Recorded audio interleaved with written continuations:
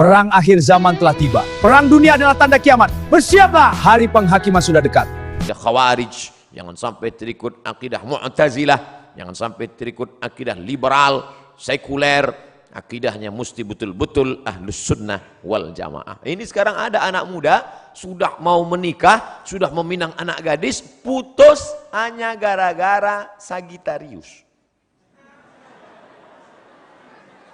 Adinda, nampaknya pertunangan kita mesti berakhir sampai di sini. Loh, kenapa mas? Setelah saya cek, ternyata bintang saya Taurus. Taurus itu kambing. Sedangkan kamu saya cek Pisces. Ikan. Terus, kambing nggak pernah connect dengan ikan. Akhirnya batal. Lalu kamu mau jadi apa? Aku mau mencari lion, singa. Akhirnya nikahlah kambing sama singa. Ini habis diterkam singa. Setelah menikah, hari Ahad pagi nongkrong di atas motor di dekat pasar. Ketemu sama mantan yang nggak jadi nikah. Lagi ngapain mas? Nunggu istri saya belanja. Rasain nikah sama Leon. Tidak ada hubungan perbintangan itu. Kadzabal munajjimun walau sodaku. Ahli perbintangan, astrologi, bohong, bullshit, ngomong kosong, nggak ada itu. Maka jangan lagi. Ini sudah sarjana bisnis MBA, Master Business Administration. Assalamualaikum. Waalaikumsalam. Jadi kita deal bisnis perusahaan kita MOU, Memorandum of Understanding between me and you. Jadi kita deal, sorry ini Pak, sebentar ya, sebentar. Telepon 5 menit lagi. Oke. Ternyata dia buka laptop www.ramalan.com. Ini orang akidahnya rusak. Iyyaka na'budu wa iyyaka nasta'in. Menyembahnya pada Allah, mintanya sama Allah. Sekarang iyyaka na'budu wa gelang nasta'in. Oke, gelang sampai 2 biji. Salah Pak Ustaz? Enggak salah. Iyyaka na'budu wa batu cincin nasta'in. Ustaz nyindir yang pakai gelang ya? Enggak. Ustaz nyindir yang pakai cincin ya? Enggak, saya pakai cincin. Tapi saya enggak meyakini apa-apa. Bila bintang Anda Leo, maka pakailah batu berwarna merah. Maka aura merah Anda akan bangkit dan wajah Anda akan memerah sehingga orang akan segan dengan Anda dan biji mata Anda pun merah. Kalau masalah biji mata merah, ikan busuk pun merah. Maka yakinkanlah. Ini sekarang orang, ada pejabat-pejabat itu kemana kemari, dia kan ngadapin orang banyak, mesti pede berhadapan dengan orang banyak. Orang heran ngelihat dia, kemana-mana pede. Ternyata suatu hari ketahuan, terbaring di rumah sakit. Semua yang mengunjungi heran, telungkup. Orang di rumah sakit telentang, dia telungkup. Rupanya di dompet ada keris kecil, salah pasang, pas duduk patah. Pantasan pede selama ini kemana-mana. Rupanya dalam keris kecil itu ada jin. Kemana-mana pede saja. Berhadapan dengan Pak Polisi pede. Berhadapan dengan Rektor pede. Rupanya di dalam batu cincin ada jin. Hai jin, datanglah, datanglah, datanglah. Akhirnya keluar jin. Wani piro. Hari gini masih minta sama jin. Idza sa'alta fas'alillah, kalau kau minta sama Allah. Wa idza sta'anta fasta'in billah, minta tolong sama Allah. Salat sunat 2 rakaat, usolli sunnatal hajat rakaataini lillahi taala. Bagi yang NU, bagi yang Muhammadiyah enggak pakai usolli. Allahu akbar. Mau pakai usolli mau enggak pakai usolli sah. Jangan kelahi. Nanti kalau kelahi antara yang enggak usolli pakai usolli, yang ketawa yang enggak salat. Bapak Ibu yang dimuliakan Allah Subhanahu wa taala. Jadi yang pertama, tanamkan keyakinan la tataharraku dzarratu illa biiznillah. Tidak ada yang bergerak di alam semesta kecuali dengan izin Allah. Tapi manusia diberikan Allah kuasa. Saya diberikan kuasa untuk memilih apakah saya ceramahnya berdiri atau duduk. Ini untuk saya kan? Saya tadi memilih, apakah berdiri atau duduk. Kalau saya duduk, nggak sopan. Masa kita duduk habaib di bawah. Masa kita duduk Pak Rektor di bawah. Akhirnya saya tegak. Kalau saya duduk, nanti dikira, Ustadz Somad nampaknya sedang sakit keras, nggak lama lagi mati. Saya mau nunjukkan ke anak-anak muda, saya masih sehat. Sehat walafiat. Itu banyak jamaah. Biasanya orang takbir itu untuk mengusir setan. Mungkin dia melihat ada kawannya di sebelah mulai mengantuk. Nanti kalau khotib sedang naik di atas mimbar, khotib sedang khutbah, usikum wa nafsi bitaqwallah, takutlah kepada Allah. Ada teman di sebelah ngantuk. Nah, takbirlah, Allahu Akbar. Allahu Akbar. Cuman yang enggak enaknya kan setan enggak selamanya ke sebelah. Kadang mampir juga ke kita. Kita ngantuk. Dia balas, Allahu Akbar. Bapak Ibu yang dimuliakan Allah. Saya baru pertama kali ketemu dengan komunitas Akademika. Civitas Akademika Universitas Erlangga baru pertama kali ketemu. Tapi kok rasanya wis pirang-pirang dino ya. Masya Allah. Kata jamaah, Ustadz aja kepedean. Sampai mana bahannya tadi? Sahihul aqidah. Akidahnya mesti benar. Makanya adik-adik jangan lupa berangkat dari rumah. Bismillahi tawakkaltu ala Allah. La haula wala quwata illa billah. Itu mesti kuat. Nanti kalau mau camping, surfing, browsing, mancing, launching, mau pergi ke hutan. Saya setiap 6 bulan sekali masuk hutan. Bulan Februari masuk hutan, bulan Agustus masuk hutan, bawa bantuan dari jamaah yang kita minta melalui www.fb.com. Jamaah sekalian, saya mau masuk hutan, silakan kirim bantuan ke nomor berikut ini. Kami pun masuk hutan. Dari ibu kota provinsi sampai ke tepi sungai 5 jam naik mobil. Dari situ tinggalkan mobil tepi sungai, naik sampan ke dalam. Yang bawa saya mahasiswa, komunitas namanya mahasiswa mengajar. Ustadz mau masuk hutan? Oke. Siapa yang takut? Adventure of the jungle. Masya Allah. Saya sudah siap. Nanti Ustadz, mobil kita tinggalkan di tepi sungai, dari tepi sungai kita akan naik boat. Bayangan saya, mantap ini, by watch. Sampai ke tepi sungai saya lihat sampan kecil. Mesinnya pop. Akhirnya duduk di sampan 7 jam baru sampai. Hujan lebat nggak pakai atap. Ya Allah, hanya sampai ke dalam hutan. Di dalam hutan tentu banyak ada yang bilang hati-hati, nanti kalau kencing di sana diganggu sama jin perempuan. Hati-hati. Akhirnya disitulah tawakal. Bismillahilladzi la yadurru ma'asmihi syai'un fil ardi wala fis sama'. Aku berlindung kepada Allah dengan kusebut namanya. Tidak ada satupun yang dapat memudaratkan fil ardi di bumi maupun di langit. Bismillah, masuk, kencing. Enggak apa-apa. Tapi enggak boleh takabur, enggak boleh sombong. Kita tetap berserah pada Allah. Ilahi anta maksudi wa ridhaka matlubi. Serahkan semua pada Allah SWT. Andai mati, mati syahid. Andai hidup, dapat pahala. Orang beriman tak pernah sedih. Orang beriman tak pernah takut. La khaufun alaihim wala hum yahzanun. Tapi jangan sombong, jangan mentang-mentang udah ngaji nantang. Mana yang tukang-tukang sihir? Santet saya, santet. Jangan. Nah, boleh.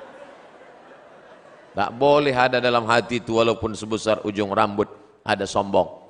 La yadkhulul jannah, tak masuk surga. Man kana fi qalbihi, siapa yang dalam hatinya mithqala habbatin min khardalin min kibrin, ada sombong sebesar biji sawi. Jangan sombong, jangan angkuh. Lalu kemudian nanti adik-adik akan menghadapi, saya makan durian kemarin, kawan saya takut makan. Nanti kenapa? Takut nanti darah tinggi. Mau saya ajari doanya biar supaya naik, darah tinggi nggak naik. Apa doanya? Bismillahilladzi la yadurru ma'asmihi syai'un fil ardi wala fis sama. Dengan kusebut nama Allah, kalau sudah kusebut namanya, tidak ada satupun yang dapat menimbulkan mudarat, baik di langit maupun di bumi. Durian di langit apa di bumi? Di bumi, maka durian tidak akan dapat menimbulkan mudarat. Oh mantap Ustaz ya, saya makan ya, silakan. Darah tinggi nggak naik? Tidak, saya bilang. Kalau naik, saya nggak tanggung jawab. Kita kan usaha, doa. Nah, jadi adik-adik jangan lagi nanti ada yang perempuan-perempuan katanya perempuan itu paling cantik usia puncak 25 tahun. Kalau sudah 26, 27 layu, keriput, lisut, habislah selesai. Dan dia mau tetap cantik. Gimana supaya tetap cantik, awet muda? Akhirnya dimasukkanlah busi panjang emas ke dalam. Masukkan intan, wow cantik, begitu dicabut jadi nenek-nenek mak lampu. Kenapa? Setan, wala udillannahum, aku sesatkan mereka. Setelah disesatkan, wala umanniyannahum, aku buat mereka berangan-angan, kau cantik, kau cantik, kau cantik, kau cantik, kau cantik. Bagi laki-laki juga begitu, tantang tenteng, pede luar biasa. Rupanya pakai jin, pakai hantu, pakai setan. Maka kita tidak pakai itu semua. La ilaha illallah. Habis salat subuh zikir. La ilaha illallah, la ilaha illallah, la ilaha illallah. Jangan pernah putus. La ilaha illallah, la ilaha illallah, la ilaha illallah, la ilaha illallah, la ilaha illallah. Ambil tasbih 100 kali. Habis salat. La ilaha illallah, la ilaha illallah, la ilaha. Saya enggak khusyuk kalau mata terbuka Ustaz. Pejam mata. La ilaha illallah, la ilaha. Di tempat kos kunci pintu semua, pejam mata. La ilaha. Tapi kalau kawan manggil tetap nyaut. Bro, la ilaha illallah, la ilaha illallah. Saya bangga ngelihat mahasiswa-mahasiswa kalau dia sudah naik motor sambil bawa motor tetap berzikir. Ustaz tahu dari mana? Saya lihat mulutnya bergerak terus. Pas lampu merah, ternyata di samping helm ada HP. Oh, kita sangka dia zikir, rupanya ngobrol. Ketika engkau lupa, rusak akidahmu, disitulah setan masuk.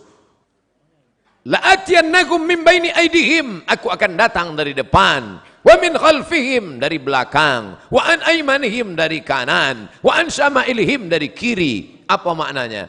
4 arah aspek kehidupan setan akan datang. Maka zikir ke depan, la ilaha illallah, la ilaha illallah, la ilaha illallah, la ilaha illallah, la ilaha illallah. Jangan pernah putus, jangan sampai lain di mulut, lain di hati, terus berisi di jantung, la ilaha. Dari jantung naik ke otak, dari otak ke mata, dari mata ke telinga, dari otak ke tangan, sehingga menyatu zikir dalam tubuhmu. Andai kau mati kecelakaan bawa motor, kau mati dalam husnul khatimah. Besok mulai la ilaha illallah, la ilaha illallah. Datang polisi semprit, prit, mana SIM? La ilaha illallah, la ilaha. Ente jangan macam-macam dengan saya, kata Pak Polisi. Ente ngapain? Saya ngamalkan zikir Pak. Saya juga hadir pengajian Ustaz Somad tadi malam. Ini perbuatan ente nggak benar. Bukan berarti sudah berzikir lalu menghalalkan segala cara. Yakinkan pakai helm dan setelah bunyi klik baru jalan.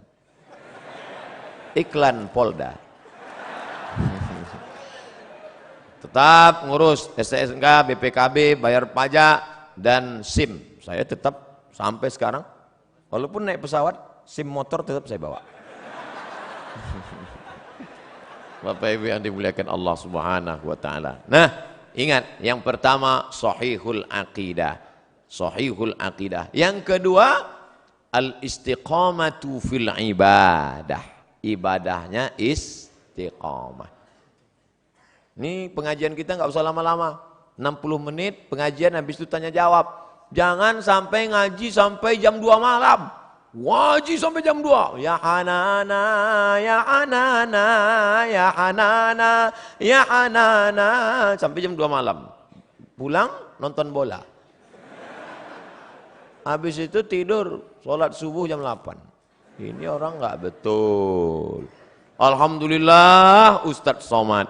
Setelah Ustadz Somad kemarin ngaji, anak saya sekarang rajin sholat subuhnya, Masya Allah. Sholat subuh nggak tinggal, sholat duha nggak tinggal. Boleh nanya Ustaz Somad? Boleh. Apa pertanyaannya, Bu? Yang sholat duha pakai kunut itu mazhab apa ya? Loh, kenapa gitu, Bu? Anak saya, setiap saya intip dari kamarnya, dari jendela jam 8, pasti Allahumma hdina fi man hadait wa afina fi man af. Mazhab Hanafi, mazhab Maliki, mazhab Syafi'i, mazhab Hambali itu enggak ada, Bu. Terus mazhab apa dia? Kesiangan.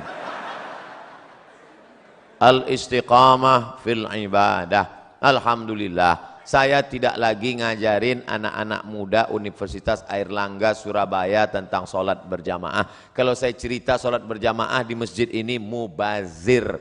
Betul? Tidak perlu Ustaz cerita sholat berjamaah di sini. Beginilah ramainya umat. Coba lihat, penuh. Saya baru ini melihat ke sebelah kanan, ternyata penuh juga.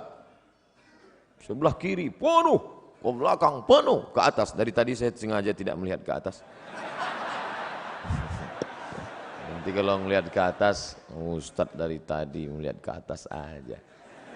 Beginilah ternyata Universitas Airlangga memuliakan perempuan. Perempuan diletakkan di tempat maqamam mahmuda, tempat yang terpuji, Masya Allah. Maka siapa mau dimuliakan, naiklah ke atas. Bapak Ibu yang dimuliakan Allah, adik-adikku, anak-anakku sekalian, maka kalian ini harapan. Maka kalau sampailah kalian beribadah dengan baik, bacaan Qur'annya mantap. Tadi saya tanya, siapa saja yang ngajar di Masjid Airlangga? Ada Habib Fulan, ada Habib Fulan, ada Abi Fulan, ada Kiai Fulan. Tiap hari ada pengajian, tiap hari Pak Ustadz. Masya Allah. Ramai yang ngaji, ramai Pak Ustadz. Ini luar biasa. Pasti ibadahnya baik. Ngaji, tidak berubah ibadah. Maka mubazir. Innal mubazzirina kanu ikhwana syayatin. Orang mubazir saudara setan. Alhamdulillah. Sholat berjamaahnya ramai. Saya yakin subuh besok pasti seperti ini juga. Dari bunyi aminnya tak yakin. Insyaallah Ustaz. Amin ya rabbal alamin. Lau ya'lamuna ma fil atamati was subhi. Seandainya mereka tahu pahala sholat isya berjamaah, sholat subuh berjamaah, la atauhuma habwan. Mereka akan datang walaupun merangkak mereka datang. Inilah calon-calon pemimpin masa depan. Dari kuliah di Airlangga dulu mereka ini memang sudah rajin sholat berjamaah Ustadz. Bahkan tahajud malamnya mereka hadir. Maka nanti ketika mereka menjadi gubernur, menjadi bupati, menjadi wali kota, ketika mereka masuk ke dalam masjid musola, mereka lihat tidak ada orang, mereka tidak ragu. Dia yang menghidupkan mikrofon, dia yang akan azan. Allahu Akbar, Allahu Akbar. Dia yang azan. Sebagian orang sekarang enggak, malah dengar azan dia risau. Kenapa? Karena tidak terbiasa. Tapi kalau anak-anak Airlangga memang dia yang azan. Kenapa? Karena dia sudah terbiasa sejak kuliah dulu, sejak mahasiswa dulu. Itu Ustadz, kawan kami yang sekarang jadi gubernur itu Ustadz, yang sekarang jadi bupati itu Ustadz, yang sekarang jadi pengusaha itu Ustadz, yang sekarang jadi direktur BUMN itu Ustadz. Kenapa Ustadz tahu kenapa di kantornya itu orang berjamaah terus ramai? Kenapa? Takut sama dia. Dia menjadi pendindik. Dia tidak pernah ceramah, dia tidak pernah ngomong, dia diam saja. Tapi dengan perbuatannya orang tersentuh. Lisanul hal, perbuatan. Afsah min lisanil maqal, lebih menyentuh daripada ucapan. Salat jangan pernah tinggal. Jangan pernah tinggalkan salat. Sekali kau tinggalkan salat, roboh tiang. As-salatu imaduddin. Salat tiang agama. Kenapa masjid yang kokoh ini bisa tegak berdiri dengan kubah yang cantik, lampu yang berwarna-warni, Masya Allah. Tiang 1, 2, 3, 4, 5, 6, 7, 8. Tiang-tiang besar. Andai tiang ini tumbang, inilah salat. Apa hukum orang merokok?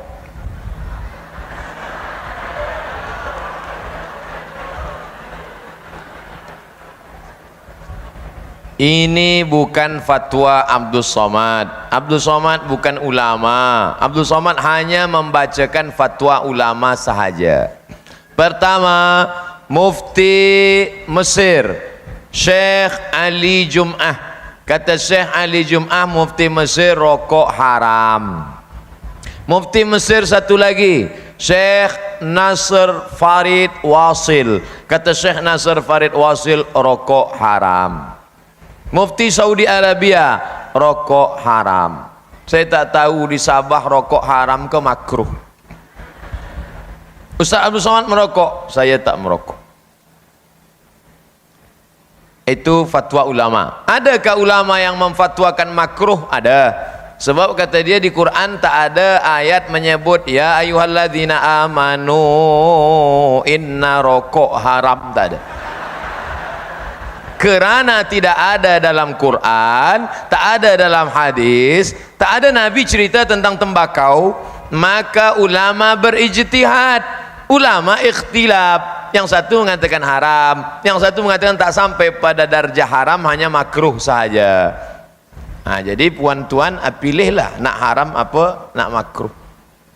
Tapi jangan gara-gara yang saya sampaikan ni ada makruh, yang dah berhenti dia merokok balik. Saya sebenarnya nak berhenti Ustaz, tapi sebab Ustaz kata makruh, saya pilih makruh je lah. Yang dah berhenti elok, sebab dia banyak memudaratkan. Mudaratnya lebih besar daripada manfaatnya. Tapi saya nak cerita sikit. Ada sahabat saya namanya Al-Mukarram Al-Ustadz Luqman Syarif. Dia daripada UIA, IIU, International Islamic University Gombak. Jadi dia bercerita tentang seorang ulama. Di belakang rumah ulama ni ada pokok ubi, ada pokok tebu, ada pokok cabai, ada pokok tembakau. Suatu malam datang, dia duduk kat kampung, maka suatu malam datanglah babi, khinzir, datang khinzir. Pagi dia buka jendela tengok, habis tebu, habis cabai, habis kacang, habis ubi, semua tak ada. Yang tak dimakan babi khinzir hanya tembakau. Rupanya khinzir pun mengharamkan tembakau.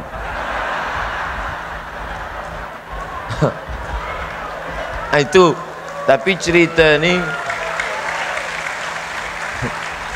padahal khinzir tu kan haram. Khinzir tu kan haram. Yang haram pun mengharamkan tembakau. Yang sakit hati, saya cerita je. Hukum merokok, saya pribadi kalau saya pribadi, kalau berbeda pendapat ya saya hargai, silakan saja, tapi saya pribadi mengatakan haram. Haram saya pribadi. Kalau antum percaya dengan saya, ya antum tinggalkan rokok, tinggalkan. Apa dalil yang menjadikan? Tolong sampaikan pada saya saja bukti satu saja yang menguatkan pada saya bahwa rokok itu bisa halal.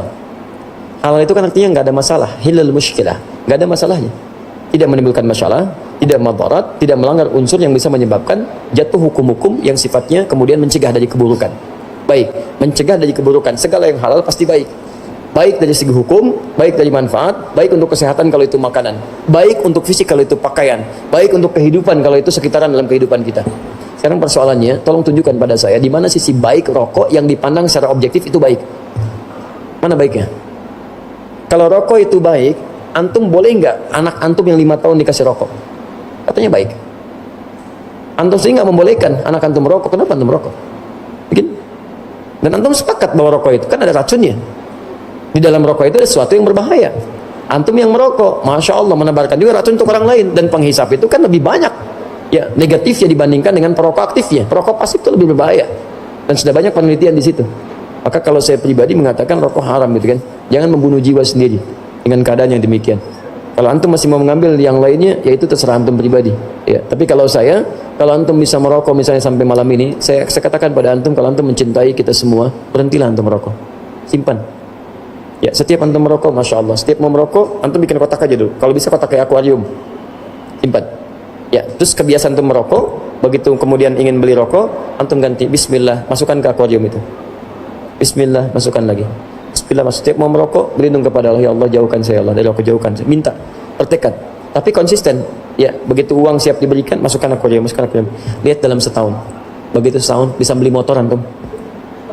Buka akuariumnya, antum lihat, ternyata kebiasaan merokok itu ketika antum simpan, hasilnya bisa bermanfaat lebih untuk antum. Ya, jadi saya mohon kepada antum semua, kalau merokok lebih baik berhenti saja. Kalau ada pendapat lain, itu pendapat masing-masing. Tidak harus kalian saling berselisih di situ. Jelas ya? Ustadz nggak merokok aja, nggak tahu caranya merokok. Ya memang saya nggak merokok, kan? Apa yang mau dipaksakan di situ? Para ulama. Kalau ulama dulu, kita kembali kepada ulama abad keempat. Itu mengatakan rokok itu sunnah. Baik. Jadi fatwa abad keempat dinukil para ulama. Karena apa? Belum terbukti, dan cara merokok pun masih sangat sederhana. Belum ada pabrik rokok yang besar, itu paling hanya orang per orang dan sebagainya begitu. Dan kenapa? Karena kalau lagi ngerokok itu bisa menjaga perang, perbatasan itu. Kalau dengan rokok dia melek, nggak ngantuk, sehingga dianggap ini sebagai sesuatu yang untuk membantu dalam kebaikan, maka hukumnya baik, makanya sunnah dulu. Abad ke-8 banyak orang batuk-batuk, dan banyak akhirnya para ulama mulai berubah menjadi hukum makruh. Itu abad ke-8 mulai menyebar namanya rokok dan tersebar di sana sini. Abad ke-8 makanya banyak orang ketahuan setelah ngerokok banyak yang batuk-batuk, akhirnya makruh. Jadi bertahap. Jadi ini fatwa tahun berapa yang kita nukil, kan begitu. Sehingga ulama yang membaca fatwa lama mengatakan rokok adalah makruh. Akan tapi lihat, orang akhir mutaakhirin menilai dari rokok ini adalah dengan ahlinya. Bukan urusan rokok saja, mohon maaf. Kalau urusan rokok ini memang ada usaha kecanduannya. Bukan urusan rokok apa saja, segala bentuk yang dikonsumsi oleh seseorang, jika sudah divonis oleh ahlinya, dalam hal ini adalah dokter. Kalau dokter mengatakan itu membahayakan, langsung fatwa ulama harus ikut dokter. Saya pernah membuat contoh. Kalau ada di sebuah hutan, perhutani berkata, para pengunjung dilarang masuk hutan untuk sementara. Karena apa? Tiba-tiba terbukti di hutan ini ada berapa ratus harimau yang baru beranak nih. Kalau lihat manusia langsung nerekam. Ini yang ngomong siapa? Perhutani. Kalau yang ngomong Buya Yahya jangan didengar, karena saya tidak pernah masuk hutan. Tapi kalau ngomong berhutani, haram kita melanggar. Maka fatwa ulama mengatakan haram masuk hutan. Karena sudah dibukti, dikasih tahu sama penjaga hutan bahwasanya di sini banyak harimau yang buas dan membahayakan. Kalau Anda masuk lalu dibunuh, Anda bunuh diri. Karena yang ngomong berhutan. Urusan rokok yang ngomong mohon maaf dokter, dan bukan saya. Saya tidak ikut-ikut urusan rokok, mohon maaf. Saya tidak pernah punya laboratorium, saya tidak ngerti urusan rokok, saya tidak mau. Hanya saya tanya ahlinya urusan kesehatan. Tanyakan kepada dokter, tanyakan kepada medis, apa kata dokter. Minta rekomendasi 10 dokter yang ahli mengatakan rokok adalah ada vitamin apanya, atau buat sehat ya. Ini kita perlu jujur dalam berfatwa, dalam menyampaikan fatwa. Ulama ahlinya dalam hal ini, anda fas'alu ala dzikri in kuntum la ta'lamun, perintah Al-Quran. Tanyakan ahlinya, dan ahlinya adalah para dokter. Biarpun dokter yang rokok tuh diam-diam ngomong rokok tuh membahayakan loh ya. Dia sadar, dokter lah kamu rokok, iya nih saya itu susah meninggalkan rokok. Tapi bahaya enggak? Ya, bahaya sih, bahaya. Coba, ini dalam hukum itu sebenarnya sederhana. Tidak usah kita sok jadi dokter. Saya tidak perlu jadi seorang dokter. Lalu nggak usah saya Al-Bahja akan mengeluarkan fatwa kalau sudah punya laboratorium. Oh, sampai mati ini saya tidak punya laboratorium. Cukup saja tanyakan apa kata dokter. Setelah dokter mengatakan, lalu distempel di setiap rokok membuat kanker, membahayakan dan sebagainya. Itu bohongan atau beneran kira-kira? Dalam dunia bisnis gak mungkin itu bohong. Dunia bisnis harus dihapus. Mungkin kalau dunia bisnis untuk mempromosikan rokok menguatkan apa begitu misalnya, harus begitu kan? Tapi malah sebalikannya. Itu bukan main-main, bukan saya yang ngomong. Yang punya rokok pun juga ngomong kok, masa? Yang punya rokok tuh ngomong itu. Itu kan yang nulis yang ngomong rokok. Saya lebih patuh dengan yang ngomong rokok itu sama dokter, selesai. Sehingga berdasarkan itu semua, maka segala sesuatu, jangan ngurus rokok. Kalau ngurus rokok pasti ada cemberutnya nanti. Segala sesuatu dari makanan atau apapun yang menurut dokter itu membahayakan, hukumnya haram. Segala sesuatu yang membahayakan, ini sudah ada, kita perlu lagi bab insyaf. Biarpun ada seorang masih sering makan pecel beracun tadi, Misalnya, saya tidak ngomong rokok lagi, rokok bahaya, ngomong sih nggak enak banget itu. Misalnya ada minuman beracun, minuman yang membahayakan. Kalaupun anda masih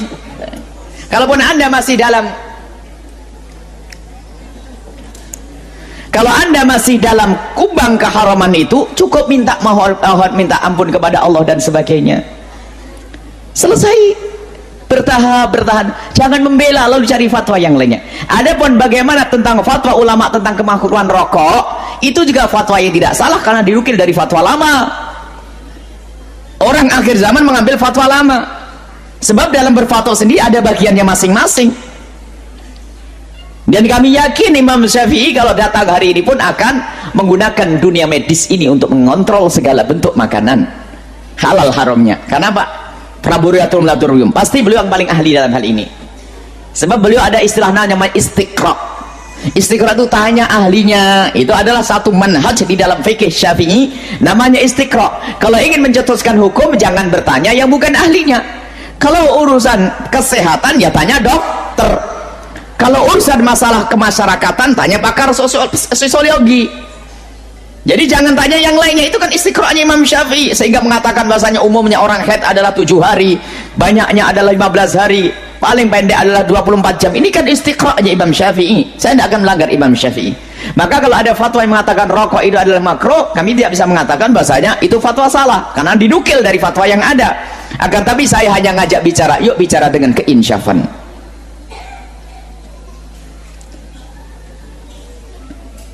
Kalau anda tidak insaf, besok insya Allah ada satu rombongan yang menghadiahkan rokok kepada anda, mengajari anak anda yang umur 5 tahun diajari ngerokok. Mau enggak? Enggak mau. Istri anda biar ngerokok semuanya, putra putri anda biar merokok semua. Mau atau tidak? Enggak mau. Perokok pun geleng kepala. Kita perlu ini yang kita bahas, istafti qalbak, tanya hati kecilmu, perlahan berusaha untuk berubah perlahan. Dan alhamdulillah kita menemukan orang yang banyak berubah, yang semula ngerokok dan sebagainya perlahan berubah. Harus kita ini insaf, ini sadar. Dan bukan fatwa saya, makanya kalau ulama yang mengatakan rokok haram, dia juga punya dasar. Ulama yang mengatakan rokok adalah makruh, ada dasar. Ulama-ulama terdahulu. Tapi ayo kita belajar ilmu insaf yang sesungguhnya. Apa sih hakikatnya rokok itu? Berbahaya atau tidak? Selesai. Nggak usah berhujah, katanya rokok memperpendek umur. Oh, itu mbah saya ngerokok umurnya 90 tahun nih. Mulai ada kesombongan. Cukuplah, oh iya begitu ya, memang kata dokter membahayakan. Selesai. Dalam berhujah ini adalah musibah berat. Dan ingat, bagi yang sudah tidak merokok, ya jangan serta-merta mencaci maki orang yang masih merokok. Kemana-mana rokok haram, sampai sumpah akhirnya dipanggil Ustadz rokok. Gara-gara setiap majelis ngomong rokok haram. Saya punya salah satu orang yang saya kenal, satu kampung itu ternyata Pak, anak orang yang saya kenal itu adalah Buya kenal dengan Ustadz ini. Oh iya, itu kawan saya. Oh itu Ustadz rokok. Loh, kenapa? Setiap di majelis ngomong rokok haram, kayak tidak ada ceramah yang lain lagi. Jadi orang pada tersinggung, rokok haram, sehingga gara-gara sering ngomong rokok haram dipanggil Ustadz rokok. Semuanya ada pada tempatnya. Dan saya minta maaf kepada yang masih merokok. Yang masih merokok di majelis ini saya doakan insya Allah sehat, seger, buger, dan cepat berhenti ngerokok enteng. Amin. Insyaf ini. Nggak usah pusing-pusing, nggak usah cemberut oleh kiri kanan. Tinggal insyaf insya Allah. Nggak usah pakai hitungan ekonomi. Wah kalau dihitung rokok nanti 3 tahun saja naik haji. Oh ini saya nggak ngerokok tetap fakir. Nggak usah urusan itu ini. Orang fakir nggak ada hubungannya dengan rokok dan tidak merokok. Biasanya ada berhujah, itu adalah kesombongan. Sudahlah, selesai. Mengapa hukum rokok ada yang bilang makruh, ada yang bilang haram? Mana yang benar? Menurut anda kira-kira gimana? Coba, begini, saya pernah ceritakan itu hari. Ada seorang guru di Saudi, saya ingatkan kembali, berdialog sama seorang syekh. Syekhnya dibilangin sama guru ini, guru sekolah ya, dia berpendidikan, dia bilang, syekh kenapa anda mengatakan rokok itu haram? Apa sebabnya? Sementara dalam Al-Quran tidak ada dalil menyebabkan rokok secara khusus, nggak ada. Kenapa harus dibilang haram? Kata syekhnya, kau makan apel? Dia bilang iya. Kau makan jeruk? Iya. Baik, ada nggak disebut dalam Al-Quran apel sama jeruk? Dia bilang tidak ada. Baik, itu tidak ada, tapi boleh dimakan. Kenapa? Karena masuk dalam umumnya firman Allah, Allah menghalalkan semua yang baik-baik dan Allah mengharamkan yang khaba'ith, yang buruk, gitu kan? Jadi ulama mengeluarkan kaidah semua yang baik maka halal, Semua yang buruk maka haram. Semua subhanallah yang haram itu pasti berefek tidak baik gitu kan. Lalu dia bilang, tapi setahu saya tidak buruk karena saya merasa nyaman-nyaman saja, gitu kan. Saya merokok, saya percaya diri, saya nggak ada masalah. Ya orang mau mengatakan badan saya bau, baju saya bau, mulut saya bau, itu perkataan dia, tapi saya merasa nyaman-nyaman saja, nggak ada masalah, gitu kan. Berarti bisa saya katakan itu thayyibat, berarti baik ini buat saya. Dari mana tolok ukurnya ini baik atau buruk? Kata syekhnya, baik. Kalau kamu mau lebih dalam lagi, sekarang saya tanya, kata syekh, kalau kamu pulang ke rumah habis ngajar, kamu temukan istri kamu lagi pegang rokok, anak kamu lagi pegang rokok, kamu biarin atau kamu larang? Kata gurunya ini, saya larang syekh. Kenapa kamu larang? Dia bilang karena itu tidak baik. Nah, ini masuk dalam jawaban kamu sendiri. Kalau baik kamu biarin mereka merokok, beliin kalau perlu, sama-sama rokok ngepul di situ, gitu kan. Tapi enggak ternyata, gitu kan. Jadi lebih baik ditinggalkan, gitu. Jadi jangan berdalih kalau salah dan tetap dilakukan, akuin kesalahan. Itu poin penting. Ini enggak, sudah salah membela, ini masalah ini. Enggak boleh, jadi terus menerus. Kadang-kadang subhanallah ada orang juga supaya dia tetap dalam mempertahankan kesalahannya, mencari orang yang lebih buruk, gitu kan. Ada pernah orang bilang sama saya, Ustadz saya baik Ustadz, kayak sholat saya masih jaga sholat maghrib, teman saya dan tidak sholat sama sekali. Jadi patokannya yang lebih buruk, supaya yang dia tinggalin 4 waktu sholat itu mending, nggak apa-apa gitu. Bukannya dilihat orang yang sholat lebih banyak, ini nggak boleh sebenarnya, gitu kan. Allahu alam. Jadi kalau kita lihat, kalau dikatakan memang kategori ulama di Indonesia, kalau di Timur Tengah saya nggak pernah temukan ada ulama menghalalkan rokok. Di Indonesia ini karena kiai kita terlalu murah gelarnya, ayahnya kiai, anaknya jadi kiai, bisa ceramah berapa kali atau pulang haji jadi kiai juga. Ini luar biasa ini. Saya mohon maaf, bukan menyombongkan diri sama sekali. Saya subhanallah berapa kali ketemu dengan orang-orang kiai. Kiai ini, saya kalau ketemu subhanallah seperti kalau antum ahli listrik misalnya, kemudian ada orang datang ngobrol masalah listrik, dia nggak ngerti. Misalnya ini listrik gini, ini harus dipasang begini, jaringannya begini, terus dia bilang enggak harus begini, tapi dia salah jelas. Antum pastikan teorinya benar, salah ini orang. Kita akan bilang kok ngawur ini orang ngomong. Subhanallah, di kalangan dakwah ceramah penceramah pun begitu. Saya heran dari mana gelar-gelar kiai bisa didapatin nih gitu. Baca ayatnya salah, hadisnya dikarang-karang, banyak sekali sudah kesalahan. Cerita dongengnya sudah tidak masuk di akal. Orang yang mati bisa hidup kembali lah, ini dari langit lah, ini macam-macam. Yang tidak masuk di akal. Ini dari mana orang ini nih gitu. Ya, dari mana asal muasalnya bisa muncul gitu. Belum lagi yang sunnah Nabi SAW dilanggar, yang kukunya panjang, yang istri nggak pakai jilbab, yang luar biasa. Makanya kata ulama, kalau kau mau melihat seorang alim, kau akan temukan kealiman itu pada diri dan keluarganya. Emang ada ciri di situ, istrinya, anaknya, memang ada ciri kealiman di situ. Ada ilm, alim kan itu masih dari ilm ya. Ada pengetahuan agama pada diri mereka. Kalau enggak gitu. Ada teman saya, subhanallah, bawa undangan pernikahan tamatan Mesir waktu itu di kota Makassar. Perkawinan saya nggak hadir, nggak sempat hadir gitu. Kemudian dia datang setelah itu berkunjung ke rumah saya, gitu kan. Datang ada satu perempuan bersama dia rok pendek. Lalu kemudian ini tamatan Mesir dan LC gitu. Jadi akhirnya saya ngobrol-ngobrol sama dia, ahlan akhi, baik gini-gini. Saya tahunya selama ini orang yang memang teman-teman ini semoga Allah berikan hidayah, malas sekali terjun di dakwah gitu. Jadi mereka pulang, mereka sibuk dengan bisnis, tapi dakwah dilupain. Akhirnya tidak terbentuklah pribadi untuk berdakwah, intinya begitu. Terus saya bilang, mana harim antum? Harim itu istri ya. Oh ini dia dengan malu nunjuk ini di sebelah gitu. Istri antum ini, masya Allah. Semoga Allah kasih hidayah ya. Jadi bisa, kenapa nggak nikah dengan wanita yang berjilbab banyak, kesian ngantri, gitu kan? Ngapain harus ngambil orang yang tidak? Susah, jadi PR lagi ya. Tapi Allah alam, ya, masing-masing orang punya cara ya. Jadi kalau kita temukan teman-teman kita yang bergelar kiai ini yang memakruhkan rokok karena dia masih merokok, gitu kan? Memang begitu. Kalau Masih Dajjal itu kaitannya dengan hari kiamat. Masuknya 10 tanda kiamat besar. Tapi kalau cuma Dajjal saja yang disebut, itu fitnah Dajjal namanya. Ada namanya manusia yang menyerupai Dajjal. Kata Nabi dalam hadisnya itu, ada orang-orang yang nanti seperti Dajjal. Dajjaluna kadzabun, kata Nabi. Mereka Dajjal yang memiliki sifat seperti Dajjal. Apa sifat Dajjal itu? Dusta.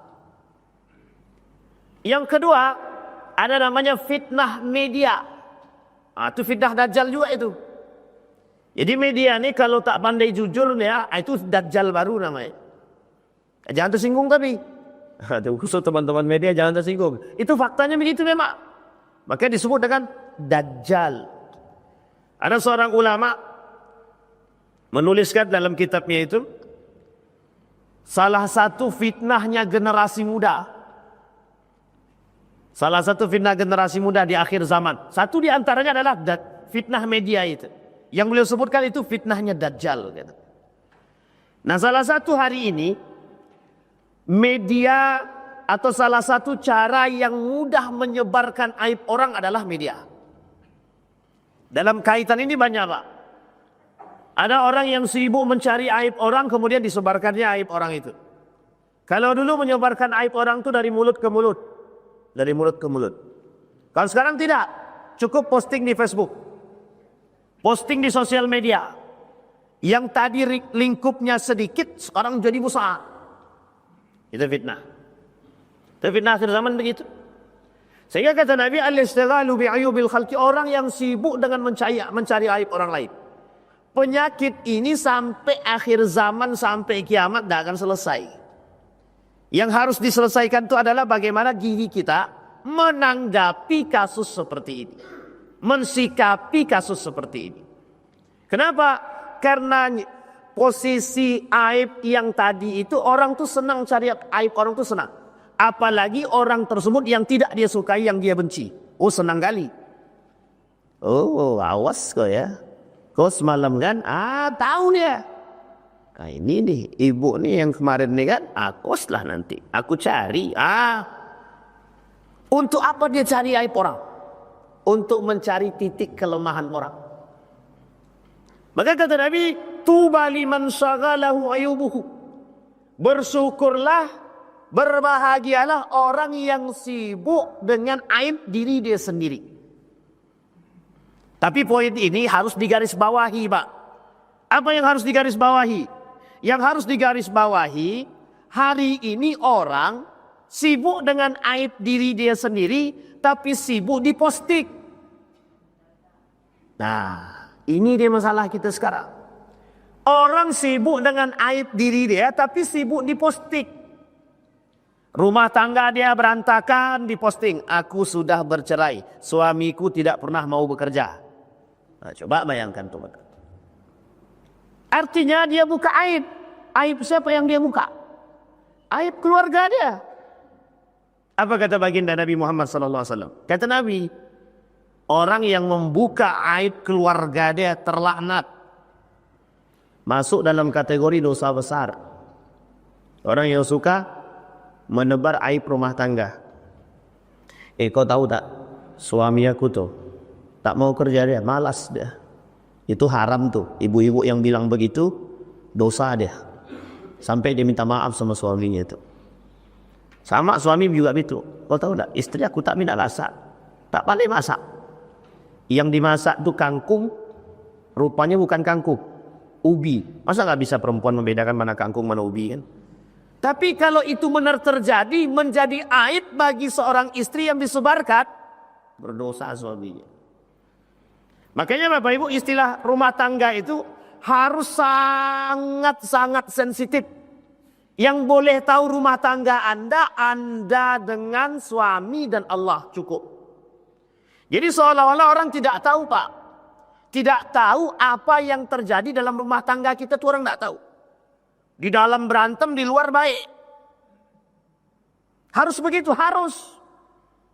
Nah sekarang, zaman sekarang ini, itu zaman yang sangat-sangat canggih. Apa canggihnya? Manusia hari ini tuh harus tidak normal. Kenapa harus tidak normal? Karena manusia hari ini dituntut untuk bisa menjadi manusia yang abnormal. Tidak normal. Contoh, Nabi bilang jangan sebarkan aib rumah tangga. Dia bilang sebarkan aja. Bahkan justru menggunakan media untuk menyebarkan. Kita ambil contoh kasus. Ada enggak pelaku yang suka menyebarkan aib begitu? Dipertontonkan. Kalau Bapak Ibu mau lihat, tontonlah di televisi. Itulah kerjaan hari ini. Semua yang ditampilkan tentang aib rumah tangga. Uniknya pelakunya mau. Senang dia, aku terkenal. Terkenal dalam keadaan mohon maaf aib yang tersebar tapi dosa. Inilah kasus sekarang Bapak Ibu. Makanya kenapa sekarang ini Manusia sekarang itu pengen populer tapi dengan maksiat. Pengen populer dengan maksiat. Itu fitnah. Itu namanya fitnah akhir zaman. Kenapa harus begitu? Karena dengan cara begitu mudahnya Pak. Biar terkenal itu. Jadi sekarang ini begitu dia. Contoh, ada perempuan yang suka mengumbar aib. Bapak ibu sekarang ini pokoknya kalau bisa, yang bapak-bapak atau ibu-ibu pegang HP, cari aplikasi yang bisa kontrol. Kalau bisa jangan sampai video-video singkat orang-orang yang telanjang-telanjang itu masuk. Serius Pak, singkat serius. Coba tanya sama teman-teman media ini. Kalau Bapak buka Facebook, buka TikTok, buka apapun lah, mesti banyak perempuan yang jual diri. Mesti banyak perempuan yang jual diri. Tujuannya cuma piti Pak. Kalau dulu ada orang, mohon maaf, prostitusi dia, jual diri dia, sangat hina sekarang. Kalau sekarang bahagia orang Pak. Bahagia jual diri itu bahagia. Itu apakah itu bagian daripada aib Pak? Tapi mereka senang. Bahagia, populer. Nah, coba bayangkan. Dibuatlah sesuatu yang isu-isu. Dia bercerai, suaminya selingkuh. Ini karena tidak populer. Tapi karena disampaikan jadi populer dia Pak. Jadi masyhur, terkenal. Pokoknya aku harus cerai dengan suami aku. Setelah terkenal, aku mau jadi istri kedua. Kan bayangkan tuh. Begitulah modelnya sekarang. Tapi Bapak Ibu mereka tidak memandang. Pakaiannya jilbab, suaminya baik. Tapi mereka tak pandang. Apakah itu salah dalam agama atau tidak? Seorang ulama menuliskan dengan judul artikelnya begini. Aib rumah tangga yang disebarkan. Bagian daripada dosa. Nah sekarang Bapak Ibu kita kembalikan kepada poin tadi. Al-ishtighal bi'uyubil khalqi. Sekarang pertanyaannya orang bukan sibuk mencari aib orang lagi. Tak perlu dicari, dia pun sudah mengumbarkan sendiri aibnya Pak. Sudah dia umbar sendiri. Jadi tidak perlu lagi kita ini sibuk mencari aib orang. Kalau pengen tahu aib orang udah cukup. Nanti lihat di media. Dia datang sendiri. Nah begitulah parahnya sekarang itu. Itu yang pertama, al-ishtighalu bi'uyubil khalqi. Dan ini bagian daripada fitnah. Nah, kalau bisa Bapak Ibu, aib rumah tangga itu cukup istri dan suami yang tahu, yang lain tak perlu tahu. Apalagi istilahnya sesuatu yang sangat sensitif dalam rumah tangga. Baik itu persoalan hubungan suami istri yang intim dan yang tidak intim, tidak perlu ada yang keluar rumah, tidak perlu Pak. Tolong dijaga. Ini etika. Etika. Yang kedua, tadi al-ishtighal bi'uyubil khalqi. Sekarang yang kedua. Yang kedua, qillatul haya. Kata baginda Nabi Muhammad SAW, poin yang kedua, rasa malu yang sedikit. Sangat sedikit. Manusia sekarang ini kalau dibilang rasa malunya itu hilang. Kalau bahasa urat nadi ini putus Pak. Urat malunya putus. Kalau Nabi cuma bilang qillatul haya, sedikit rasa malu. Kalau sedikit rasa malu masih ada apa tidak? Masih ada Pak. Sekarang tidak punya rasa malu. Apa kata Nabi? La taqumus sa'ah, tidak akan terjadi hari kiamat. Sampai rasa malu itu idha'ah, hilang di antara umat mukmin, orang muslim itu. Kita tak bahas orang kafir ya. Kita bahas orang muslim. Tapi sebenarnya diperuntukkan untuk semua. Sama Pak, semua umat manusia tidak punya rasa malu. Contoh yang tadi sederhananya, mengumbar aib tidak malu. Dulu kalau prostitusi itu kan sembunyi-sembunyi, doli contohnya. Itu sembunyi-sembunyi Pak, tempatnya satu. Sekarang Bapak Ibu tidak usah ragu. Dan bapak-bapak tidak usah ragu. Kalau mau cari prostitusi itu sekarang mudah, online. Namanya prostitusi online. Sekarang tidak perlu prostitusi online. Banyak kok perempuan yang jual diri itu banyak. Jadi jangan salah kalau mohon maaf kalau ada perempuan berapa satu malam digitukan seorang laki-laki. Ya karena memang dia yang menjual. Kita ambil contoh Pak. Contoh. Dulu perempuan itu kalau dia keluar rumah pakaiannya tertutup. Setidaknya mungkin yang terbuka cuma rambut, kepala. Zaman dulu, orang-orang tua kita zaman dulu pakai celana pendek malu Pak. Malu. Celana pendek itu masih di bawah lutut saja mereka masih malu. Pakaian lengan yang pendek sebegini saja mereka malu keluar rumah. Kalau sekarang perhatikan. Bagaimana model perempuan sekarang keluar rumah? Kalau bisa nggak pakai baju deh Pak. Cuma kalau masih mau menjaga saja, baru pakai tank topan. Ketiak nampak, paha nampak. Sekarang saya tanya, itu tradisi mana? Westernisasi. Tahu Bapak Ibu westernisasi? Kebarat-baratan. Ini budaya Pak, budaya barat. Sekarang kita kaitkan dengan budaya 1924 Turki Utsmani runtuh. Selesai Turki Utsmani runtuh, itu Inggris masih berjaya, Amerika berjaya, Eropa berjaya Pak. Pada saat yang bersamaan pada tahun 1990-an, itu wanita-wanita Inggris itu, kalau disuruh pakaian terbuka, mereka malu. Apa kata mereka? Hanya wanita yang tidak punya akal lah yang mau pakai pakaian yang pendek. Tapi apa yang terjadi? Salah satu cara untuk mempopulerkan, untuk menyebarkan pakaian-pakaian mini biar bisa terkenal harus melalui artis. Dimintalah artis untuk menyebarkan atau untuk memakai pakaian biar tenar. Jadi pakaian tank topan, celana pendek, nampak paha itu Pak. Itu baru-baru ini 1990-an ke atas. Dipopulerkanlah oleh mereka sebagai satu tradisi budaya. Apa tradisinya? Liberalisme. Gaya berpikir yang bebas agar orang bisa berekspresi sesuka hati. Salah satu ekspresinya adalah pakaian. Bisa dipahami Bapak Ibu? Nah sekarang apa yang terjadi? Orang yang dulu malu pakai celana pendek dipaksakan untuk tidak malu. Setelah dipaksakan untuk tidak malu, terbiasa dia, akhirnya biasa. Bisa dipahami ya? Contoh, perempuan tidak pakai kerudung. Di tengah orang yang banyak pakai kerudung, ada perempuan tidak pakai kerudung sendiri aja, mesti malu Pak. Pasti malu. Tapi, ada tapinya. Dia cuek aja, dia paksakan untuk tidak malu. Akhirnya Pak, terbiasa Pak. Ada orang tinggal di samping tempat, mohon maaf ya, di samping tempat pembuangan sampah. Mesti busuk Pak, mesti busuk. Tidak ada yang bilang kalau tempat itu tidak busuk itu tidak ada, pasti busuk Pak. Tapi karena dia tinggal di situ, tidak ada tempat lain untuk tinggal selain di situ, mau tidak mau dia pasti tinggal di situ. Yang pertama. Yang kedua, apa yang akan dia lakukan? Membiasakan diri terbiasa dengan bau busuk.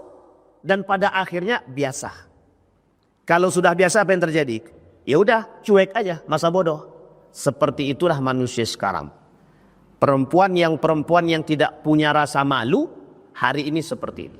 Sama halnya dengan aib tadi. Sama halnya dengan perbuatan maksiat hari ini. Dulu yang namanya maksiat kemungkaran itu bagi pelaku dosa besar jelas. Tapi sekarang biasa aja. Wong yang korupsi banyak kok ngapain? Kalau cuma dia sendiri yang korupsi Pak, malu dia. Masih dia tutupkan wajahnya. Sekarang enggak, petantang petenteng dia. Ngapa kau korupsi? Bukan aku saja, kawanku banyak gitu dia. Akhirnya yang tadinya mohon maaf sensitif, orang tak mau lakukan, sekarang orang melakukan. Ditambah lagi, korupsi 5 miliar, penjara 1 tahun. Nenek-nenek maling ayam, penjara 5 tahun. Makin selesai urusan Pak. Tidak punya rasa malu. Kita nggak punya rasa malu. Jadi kalau hari ini kemaksiatan itu tersebar, kezaliman itu tersebar, kemungkaran itu tersebar, kita tidak punya etika pada diri kita sendiri. Salah satunya rasa malu tidak ada. Makanya Bapak Ibu kata Nabi, qillatul haya. Tidak akan terjadi hari kiamat sampai rasa malu itu hilang. Tidak akan terjadi hari kiamat sampai munculnya rasa malu yang agak atau jarang dipakai oleh manusia nanti. Memang begitu keadaan. Perempuan tidak pakai kerudung dia nggak malu lagi. Perempuan pakaian ketat nggak malu. Ustadz, kalau nggak pakai baju kan nampak aurat kami. Lah sekarang dipakai Pak, pakai baju tapi minta ampun sempitnya. Legging Pak, pakai legging keluar. Bapak Ibu bisa bayangkan, bukan Bapak Ibu, ibu-ibu bisa bayangkan kan, pakai legging keluar ibu-ibu. Saya tidak mau lebih detail lagi, kalau sempat lebih detail lagi nanti dikira menghina. Mohon maaf Pak, pakai legging. Penting kalau leggingnya warna hitam, leggingnya warna kulit. Coba bayangkan. Ada lagi yang parah lagi. Di atas pakai jilbab, bajunya lengan pendek, celana pendek. Coba bayangkan. Beberapa waktu yang lalu saya jalan ke pasar Pak. Ketemu tuh. Ibu-ibu pakai jilbab di atas. Baju lengan pendek, celana pendek. Lutut nampak. Saya bilang inilah model jilbab gaya baru. Dan ini kalau seandainya dipopulerkan oleh orang-orang Eropa jadi populer Pak. Jadi populer. Itu dia. Karena rasa malu hilang dengan dosa dan maksiat biasa. Makanya kenapa hari ini manusia-manusia itu mudah melakukan maksiat karena memang tidak punya rasa malu. Terutama mereka tidak punya rasa malu kepada Allah. Kita nih Pak, kalau cuma sekedar terhadap manusia, mungkin bisa kita bilang masa bodoh. Kita tak pernah menganggap Allah itu Allah, tidak pernah. Kita tak pernah menganggap Rasulullah itu Rasulullah, tidak pernah. Kalau kita menganggap Allah itu Allah, Rasulullah itu Rasul, kita tidak mungkin melakukan perbuatan tersebut Pak. Kita malu kepada Allah. Seorang anak perempuan ketika ibunya mengatakan kepada anaknya, nak campur saja susu tadi, susu onta itu campur dengan air biar banyak, tidak ada yang lihat nak. Umar bin Khattab dari luar mendengar, memperhatikan. Apa kata anaknya? Tidak Bu, sekali-kali tidak akan kulakukan. Nak, kita tak punya banyak pilihan. Cuma itu pilihannya biar jualan susu kita ini semakin banyak. Dan orang banyak mau membeli, sementara unta kita susunya sedikit. Caranya biar banyak kita dapat, dicampurlah dengan air.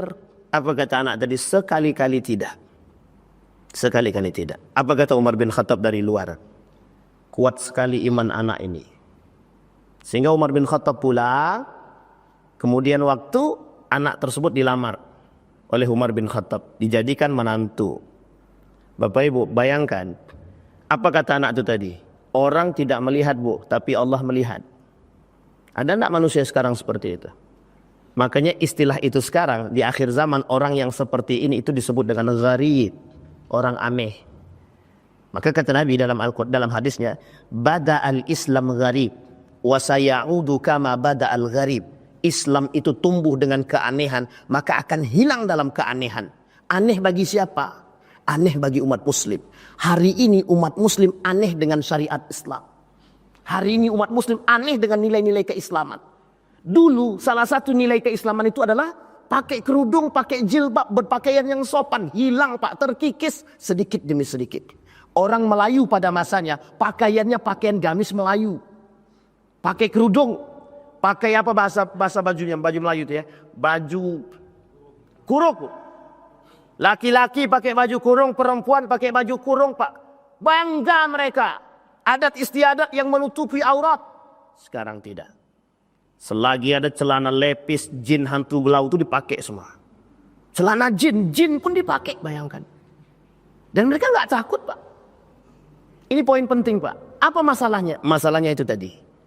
Kita sedang melakukan perbuatan satu saja. Normalisasi maksiat. Apa namanya bahasanya Bapak Ibu? Normalisasi.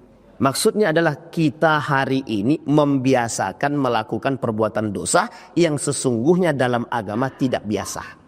Maka kata Nabi, ada kelompok muncul. Apa kelompok yang muncul itu? Mereka sudah tidak kaku dengan dosa. Siapa mereka? Ya pelaku maksiat sekarang. Minum khamar di depan orang berpuasa. Minum khamar di depan orang berpuasa. Kira-kira ada yang aneh nggak dari kalimat itu? Ada nggak yang aneh dari kalimat itu? Kalau cuma makan nasi, minum air biasa di depan orang berpuasa, itu sering kita temukan Pak. Tapi minum khamar di depan orang berpuasa, apa maksudnya? Pelecehan terhadap agama. Pelecehan terhadap nilai agama. Bahkan ada artis yang mengatakan, hei Tuhan, mana Tuhan itu? Aku lihat, saksikan, aku sedang berzina. Kata dia. Tuhan yang ditantang Pak. Itu manusia sekarang. Perbedaannya kita, perbedaannya manusia sekarang dengan wanita tadi langsung menentang Tuhan. Kalau kita tidak, menentang secara diam. Kita tak berbicara, tapi kita terus melakukan kemaksiatan. Kita ambil contoh sederhana saja, Pak. Bapak Ibu, ketika pilkada kemarin, pilkada, pilpres dan pil-pil yang lain terserahlah ya. Itu ada bahasan begini. 100.000 ke bawah tidak suap. 100.000 ke atas baru suap. Sekarang saya tanya Bapak Ibu, dalam Islam 100.000 ke bawah yang tidak dikatakan suap itu dalam Islam suap enggak? Tetap suap. Itu apa? Normalisasi maksiat. 100.000 ke bawah tidak suap. Disebarkan, dipopulerkan. Ada salah satu calon anggota dewan, calon tapi legislatif. Dia bilang begini, Ustaz, dalam aturan itu 100.000 ke bawah itu tidak suap, Ustaz. Jadi kalau mereka mau belikan makanan jilbab yang tak sampai harga 100.000 tidak ada masalah. Saya bilang, Anda termasuk salah satu yang mempopulerkan maksiat. Kalau Anda lakukan, saya menjadi saksi di hari kiamat sebenarnya. Anda yang merusak nilai-nilai agama. Diam deh, Pak. Nah, kita harus berlawanan dengan orang yang seperti ini. Kita diminta memaklumkan perbuatan dosa yang mereka buat. Coba bayangkan. Sama halnya dengan sekarang. Ustaz, tidak apa-apa mereka tidak pakai jilbab, Ustaz. Nanti mereka jilbab sendiri itu. Jadi kita sekarang nih dituntut untuk berlemah lembut dengan pelaku maksiat. Udah Ustaz, tidak apa-apa Ustaz, dia main judi. Nanti dia sadar sendiri tuh. Nanti dia sadar sendiri. Kalau sedang main judi dia mati. Sedang main judi mati kapan sadar ya? Ustaz tidak Tuhan, Ustaz. Betul, kita tidak Tuhan. Tapi kita punya potensi yang besar untuk saling mengingatkan antara satu dengan yang lain. Apa kata Nabi? Yang hilang di akhir zaman, nomor 2. Hilangnya simpati manusia dengan manusia sesama muslim. Itu yang terjadi sekarang. Jadi kalau maksiat itu tersebar, wajar Pak. Karena kita melihat maksiat, udahlah nanti dia sadar sendiri. Udahlah dia nanti sadar sendiri. Akhirnya mohon maaf Pak, begal makin banyak, tukang rampok makin banyak, pezinah makin banyak, tukang minum khamar makin banyak. Makin banyak. Jualan khamar tuh terang-terangan hari ini Pak. Dulu orang jualan khamar tuh sembunyi-sembunyi. Cari tempat, pokoknya masuk ke toko tuh ndak ada yang nampak. Sekarang ndak Pak, bir bintang katanya, ditaruh di depan. Coba bayangkan itu. Lah kita nggak bisa berbuat apa-apa. Pas kita mau berbuat, oh kami bayar kok, kami bayar pajak lagi. Nah, hati-hati Pak. Pajaknya minuman keras masuk ke mana? Coba tanya sama pemerintah, ada enggak mereka ngambil pajak minuman keras? Kalau ada, ayo hati-hati. Nanti masuk ke gaji, campur Pak. Bisa dipahami Bapak Ibu ya. Jadi kita punya kekhawatiran yang besar. Jadi kalau kita berbicara tentang hal tersebut, kerasa malu, wajar. Memang itu kondisi kita hari ini. Kita dituntut untuk tidak malu terhadap dosa. Itu yang kedua. Sekarang yang ketiga. Tadi yang pertama, Uang orang rekam kok. Ini iklan enggak? Beda no.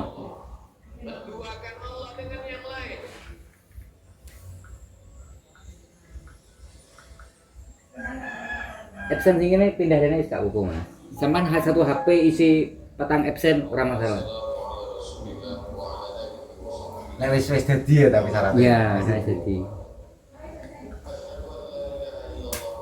Nah, aku tiap HP yo sing HP-ne biriku absen loro.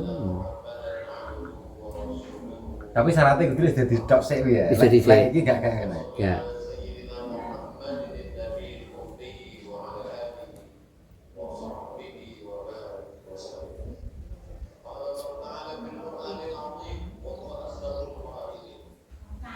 Channel kena gak mlaku hapus biar aku tunggu.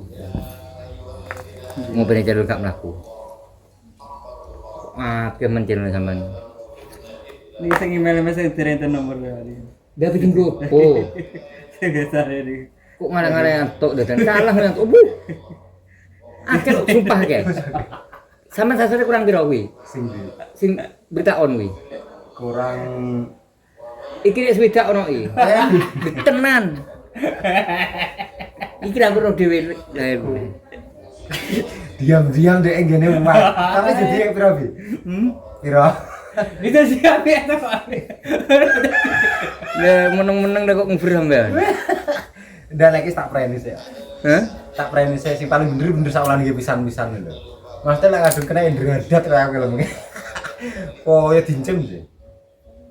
Tapi bener iki sing akeh bener. Di weben sih.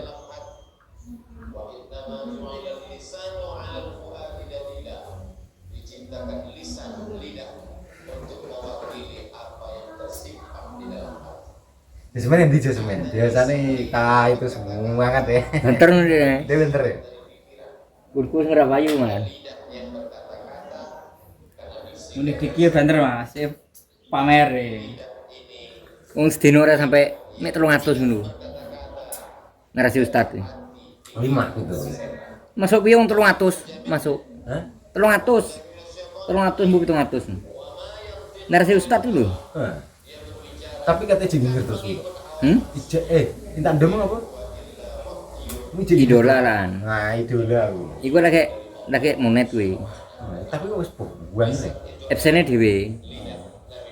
Absene kan anyar gak rusak. Aku sih mentingno tujuan iki lho, Mas. Lah iya no, kuwi lek kuwi harus searah pasti kanaman ora aku wis optimis lho perkiraanku mbiyen ke bar dadi seminggu wis medun lah kok prediksiku aduh ya kalah karo hatume ya. Salah aku optimis tenan ya iki. Lek karek kurang piro lho kayak 6.000 ta, Bro?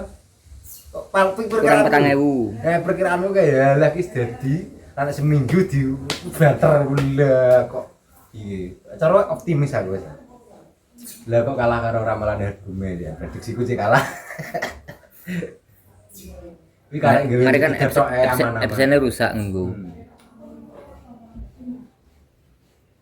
Tapi kita wis mandek absen iki, wis gak anu.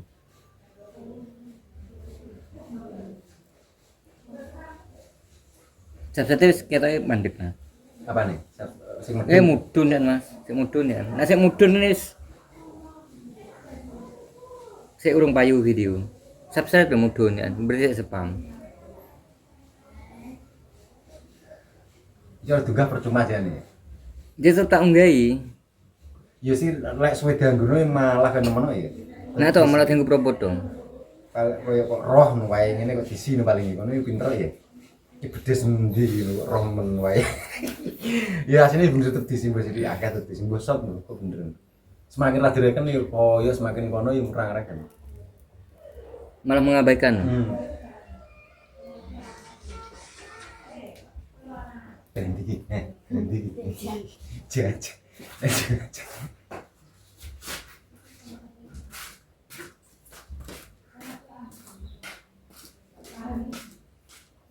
Aku seneng berita iki bebas Mas. Ya terus wayah-wayah dulu ya. Isi sop wae. Kita tak bengek. Wong edit jeplot Iki Mas. Live iki Mas. Bahar bin Semet. Lah ya. Khusus dugaan penganiayaan. Debat ya. Tersangka Barsmed dikonfirmasi Kabid Humas Polda Metro Jaya Kombes Budi Suaranya Hermanto. kok Budi bilang, Suaranya suka kok pakai Probank karena top up sama transfernya gratis. Gue suka banget pakai Probank karena bunganya tinggi. Polda Ini Metro langsung Jaya rasa akan keselanjutnya berkoordinasi kan dengan upload. Polres Metro Tangerang untuk Berita kan mendalami dia itu. dugaan penganiayaan yang Berita dilakukan bencana. Barsmed. Berita. Kenapa tersangka Nah, Barsmed iya, ini masuk. merupakan Berita bencana. perkembangan dari penyelidikan yang berlangsung sejak September 2025. Sebelumnya, Barsmed diduga melakukan penganiayaan pada anggota Bansar saat menghadiri sebuah acara di Cipondoh, Tangerang.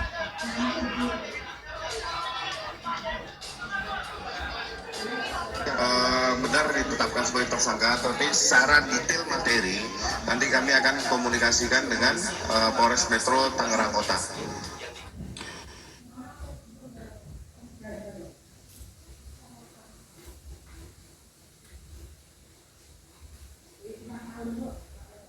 Ora sampai 1 menit video nih berita. 58 detik. Iya memang kamu lihat.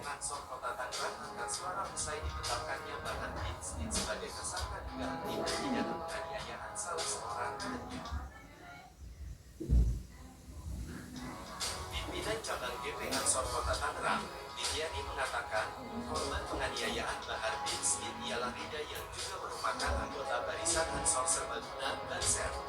Saya memastikan 1000% bahwa sahabat Rida adalah kader Ansor sekaligus Kepala Satuan Koordinasi Rayon Kasat Koryon, Banser Kecamatan Tangerang dan itu valid ujar Widiani kepada awak media. Jasmine ganti Jasmine nanti. Saya menetapkannya Bahar Bin sebagai tersangka dugaan tindak pidana penganiayaan salah seorang kadernya. Pimpinan cabang GP Ansor Kota Tangerang, Widiani mengatakan, Cuman suaranya kurang penak mas. Kurang. Iya orang ngalah nodulan den. Orang ngalah nodulan. Terus suaranya lebih itu. Cuman kan sesuai karo pikirannya tak seneng gitu.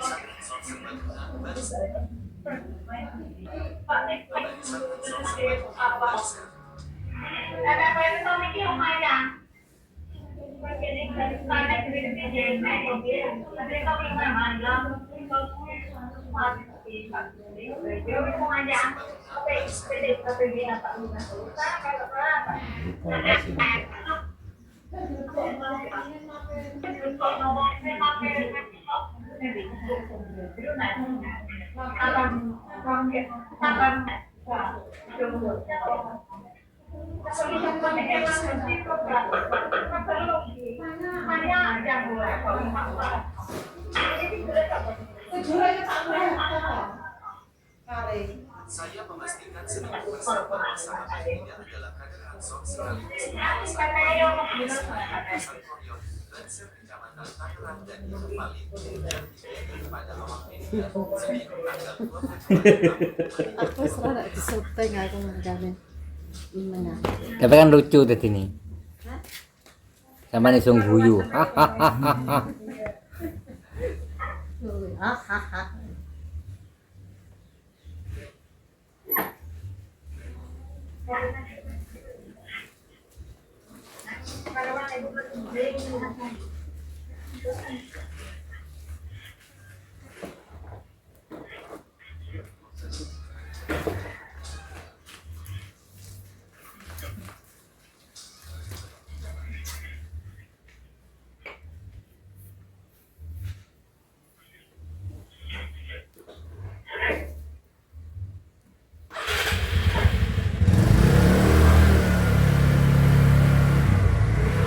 Nyanyi kita internasional nih. Masuk. Betul. Ayo pokoknya saingnya mas. Iya harus. Beno cah ya. Nyanyi kok bibi ki nanggung. Ya sing gede pisan ngono karo. Nek nyanyi sing dhuwur pisan karo.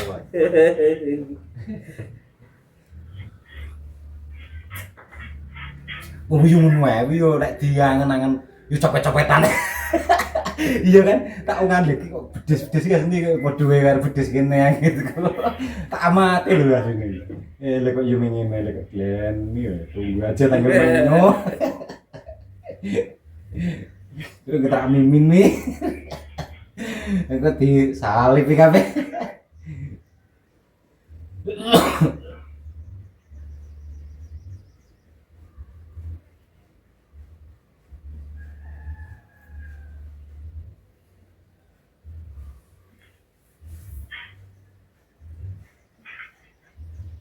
merupakan anggota barisan Ansor Serbaguna Banser.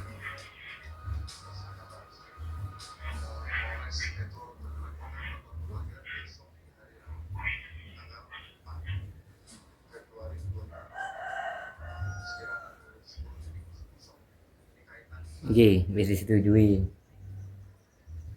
Tidak lubang ini Pak Jan. Tapi kok gak banter seharusnya. Iya. Nah, musik ya.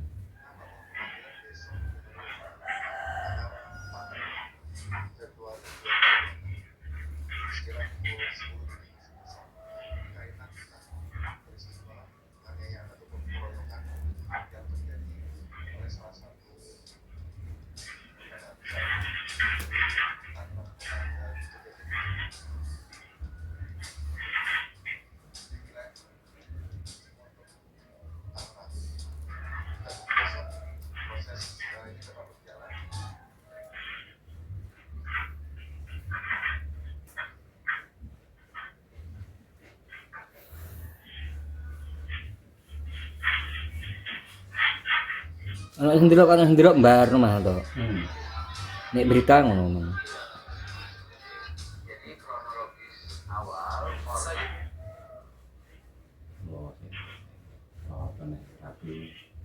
Tapi ojo pupus sitok lho, nak sampean berita.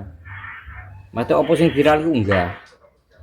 Nek berita. Ngikuti yang terbaru terus ya. To, nek berita ngono nang. Gak podo mbek channel biasa.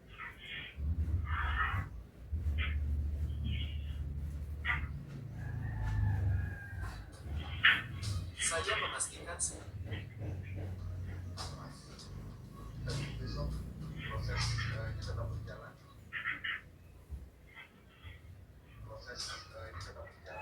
Saya memastikan 1000% bahwa sahabat saya adalah kader Ansor sekaligus Kepala Satuan Koordinasi Rayon Kasat Koryon Banser Kecamatan Tangerang dan itu valid yang terjadi pada awal Senin tanggal 2 Februari tahun 2026. Jadi kronologi. Nah, masuk pas itu.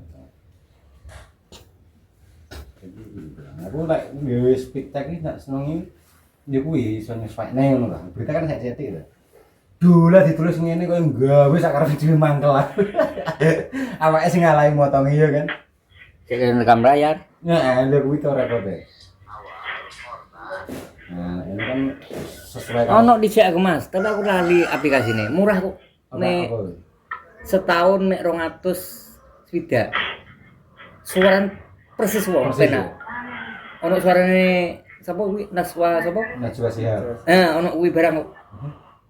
Kan murah tuh setahun. Iya ta. Iku ya ndondop suara to. Nulis dhewe kena, ditulisno ya kena. Lah aku asline seneng nulis dhewe. Ya to. Dadi sesuai arahan awake dhewe. Ya paling enggak nambah dola kuwi kelemahane iki kuwi lek rumah saku lho. Kelemahane dhewe iki gak iso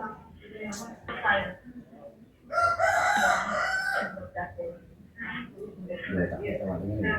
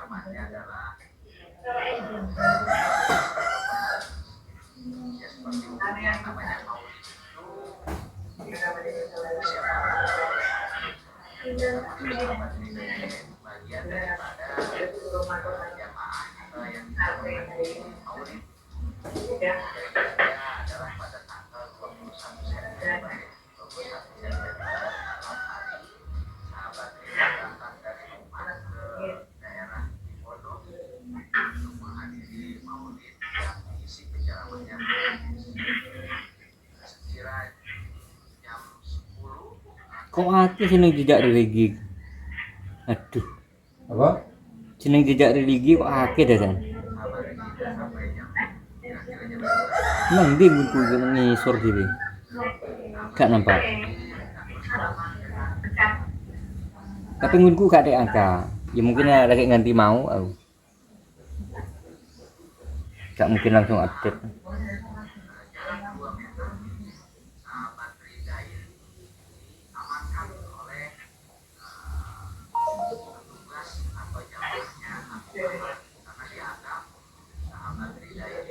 Cuman gini wong-wong kan nganggo angka juga.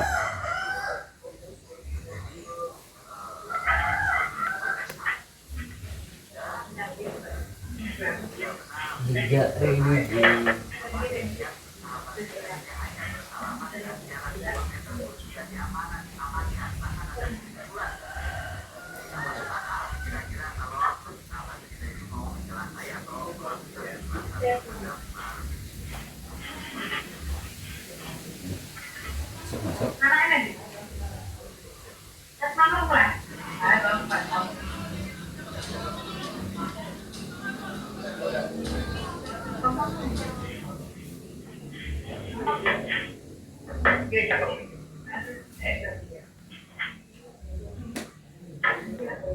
Yang jembring yang gua mbak, aku tanggung gede-gedean.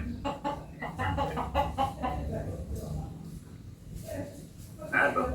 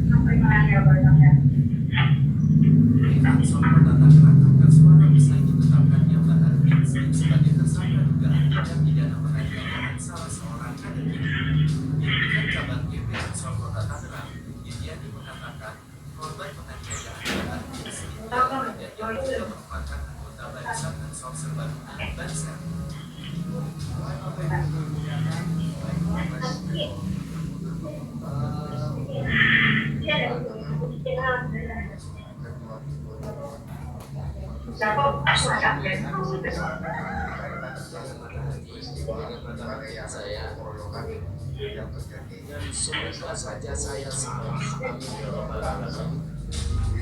Keadaan kita sampai di Assalamualaikum warahmatullahi wabarakatuh. Saya memastikan 1000% bahwa sahabat Rida adalah kader Ansor sekaligus Kepala Satuan Koordinasi Rayon Kasat Kuning Banser Kecamatan Tangerang dan itu valid. Ujar Lidiani kepada awak media Senin tanggal 2 Februari tahun 2020. Tidak religi. Awal وأشهد أن سيدنا وحبيبنا محمدا عبده ورسوله لا نبي بعده. Ada 3 hal atau 3 poin yang akan kita sampaikan di subuh hari menjelang Ramadan ini.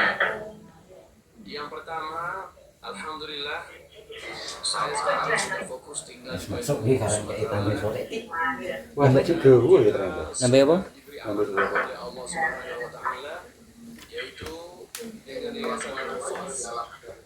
Sebelum masuk biasa sahabat kita setelah diamankan. Jadi berapa menit? Jadi berapa menit? Ini agak sesuai dengan ini. Setelah itu kita ngaji. Setuju Bapak Ibu?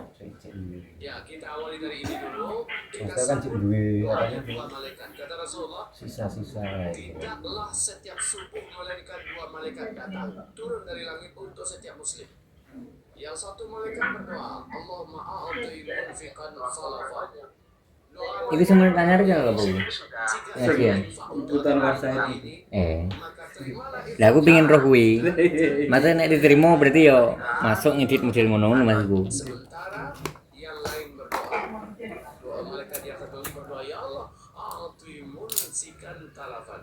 Ya Allah, bila dia tahan hartanya hari ini untuk agamamu, maka binasakan hartanya ya Allah. Ini doa 2 malaikat. Jadi pagi hari subuh ini kita sambut doa malaikat yang pertama, di mana Allah Subhanahu wa taala pasti mengganti yang kita keluarkan, memberkahi yang di tangan kita, dan Allah Subhanahu wa taala menjadikan pemberatan timbangan amal soleh kita. Terus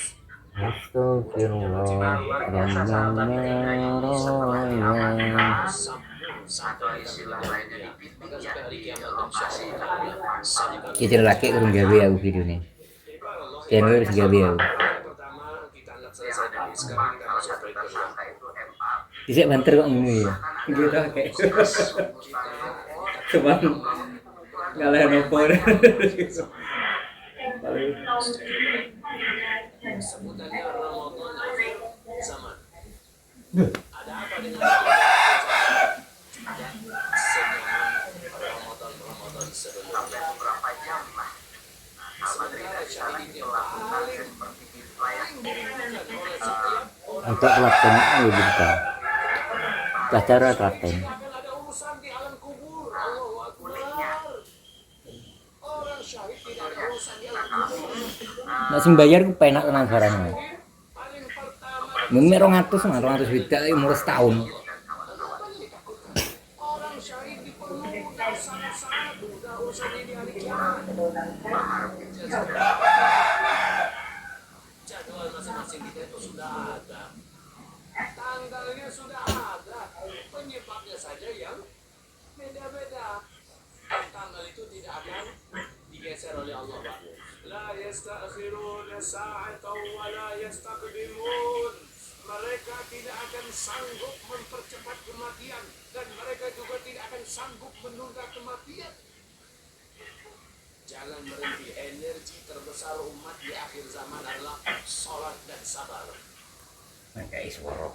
Ya, diwis ngamuk ngono kuwi. Suruh tambahan. Ya, suara tambahan. Pirang menit? Kawin wis. Wong ora ngerekam kok. Ono iklan enggak? Beda no.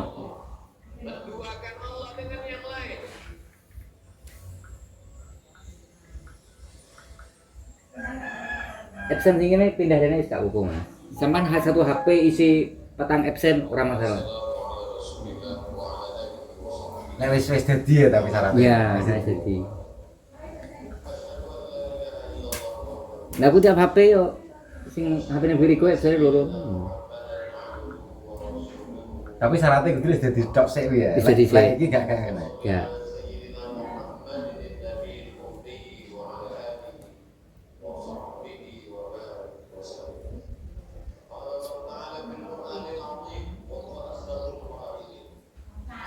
Channel kena gak mlaku hapus biar aku tunggu. Mau bener channel gak mlaku. Kemen channel sampean. Ini sing email saya direnten nomor tadi. Biar aku tunggu. Oh. Biasa ini. Kok ngarang-ngarang antuk dan salah ngantuk. Akeh sumpah ke. Sampean sasare kurang piro kuwi? Sing berita on kuwi. Kurang iki nek swidak ono iki. Tenan. Iki ra karo dhewe. diam-diam dek ngene omah. Tapi jadi yang piro bi? Piro? Itu siapa ya kok? Ya meneng-meneng dah kok ngubur sampean. Ndak lagi tak prenis ya. Hah? Tak prenis sing paling bener saulan iki pisan-pisan lho. Maksudnya lek ngaduk kena ndredat ra aku lho. Oh ya dincem sih. Tapi bener iki sing akeh bener aja. Di web ben sih.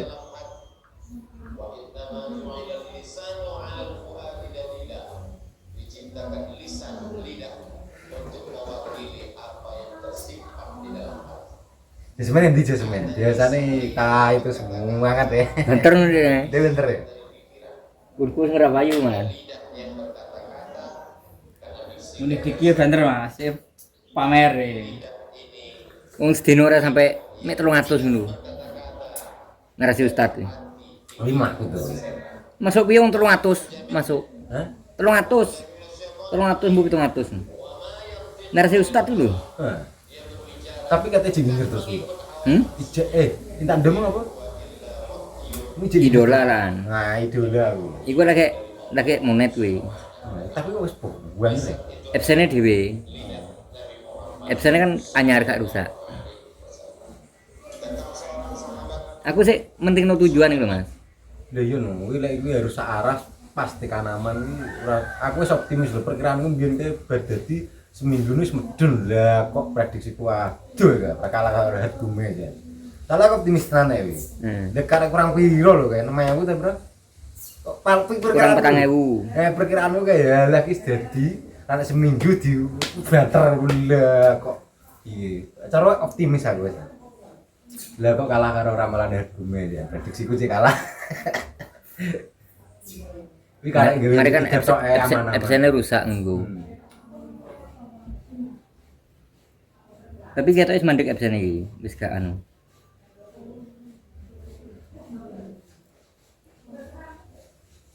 Sabsate wis ketoke mandek nah. Apa nih? Sing medun. Mudun kan Mas, sing mudun ya. Nah sing mudun wis sik urung payu video. Subscribe udah mudun kan, berarti spam. Ya juga percuma aja nih. Dia tetap nggahi. Ya sih lek suwe dianggono malah kenemen ya. Nah to malah dianggo propot dong. Kaya kok roh nu wae ngene kok disi nu paling ngono pinter ya. Iki bedes endi lho roh men wae. Ya asline bener tetep disimbo sithik akeh tetep disimbo sop kok bener. Semakin ra direken ya koyo semakin kono ya kurang reken. Malah mengabaikan. Berhenti iki.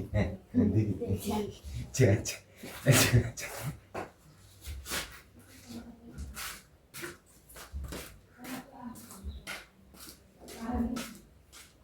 Aku seneng berita iki bebas Mas. Ya terus wayah-wayah gitu ya. Isi sop wae. Jam mikir tetek bengi. Pokoke diceplot Iki Mas. Live iki Mas. Bahar bin Smith. Lah ya. Khusus dugaan penganiayaan. Debat ya. Tersangka Barsmed dikonfirmasi Kabid Humas Polda Metro Jaya Kombes Budi Suaranya kok Hermanto. koyo Budi bilang, Suaranya suka kok pakai kerudung karena top up sama transfernya gratis. Gue suka banget pakai kerudung karena bunganya tinggi. Polda Ini Metro langsung Jaya rasa akan keselanjutnya berkoordinasi kan dengan apa? Polres Metro Tangerang untuk Berita ganti mendalami berita gitu. dugaan penganiayaan yang Jadi dilakukan bencana. Barsmed. Berita. Pendapat tersangka Barsmed Nah, ini iya, merupakan berita bencana. perkembangan dari penyelidikan yang berlangsung sejak September bencana 2025. Sebelumnya, Barsmed diduga melakukan penganiayaan pada anggota Bansar saat menghadiri sebuah acara di Cipondoh, Tangerang.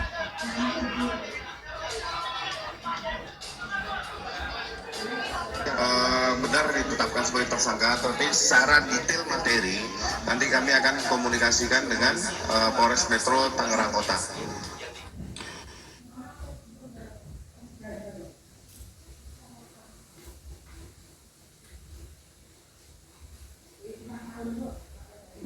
Sampai 1 menit video nih berita 58 detik. Iya memang kamu lagi. Ansor Kota Tangerang angkat suara usai ditetapkannya Bahar bin Smith sebagai tersangka dugaan tindak pidana penganiayaan salah seorang temannya. Pimpinan cabang GP Ansor Kota Tangerang, Widiani mengatakan korban penganiayaan Bahar bin Smith ialah Rida yang juga merupakan anggota barisan Ansor Serbaguna Banser. Saya memastikan 1000% bahwa sahabat Rida adalah kader Ansor sekaligus Kepala Satuan Koordinasi Rayon Kasat Koryon, Banser Kecamatan Tangerang dan itu valid, ujar Widiani kepada awak media. Jasmine ganti Jasmine ganti. Ansor Kota Tangerang usai ditetapkannya Bahar bin Smith sebagai tersangka dugaan tindak pidana penganiayaan salah seorang kadernya. Pimpinan cabang GP Ansor Kota Tangerang, Widiani mengatakan Cuman suaranya kurang penak Mas. Kurang. Iya orang ngalah nodulan Den. Orang ngalah nodulan. Cara suaranya lebih. Cuman kan sesuai karo pikirannya tak seneng gitu.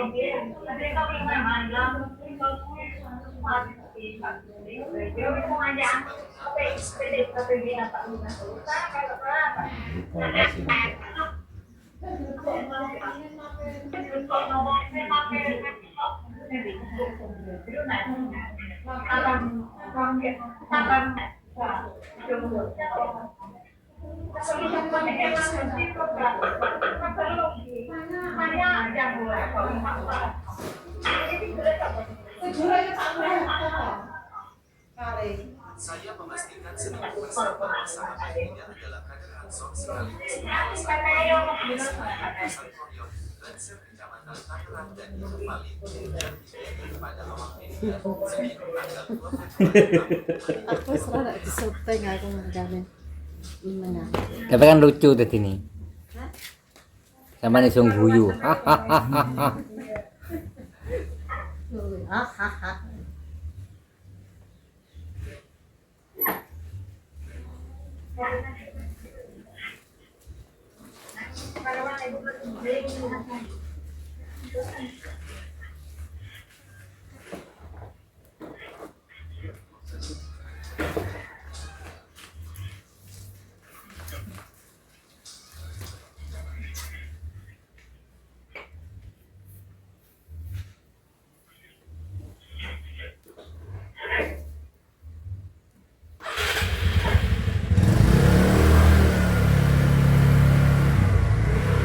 Nyanyi kita internasional lagi Masuk. Windows. Ayo pokoknya saingnya mas. Iya harus. Beno cah ya. Nyanyi kok bibi ki nanggung. Ya sing gede pisan ngono karo. Nek niku sing dhuwur pisan karo.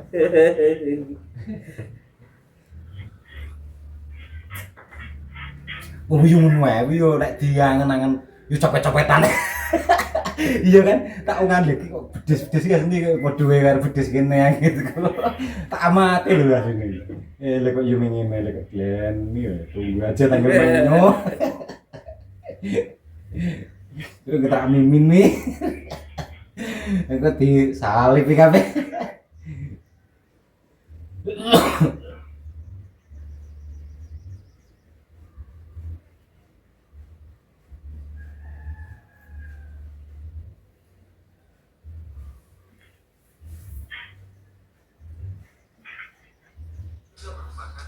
Barisan Ansor Serbaguna, Banser.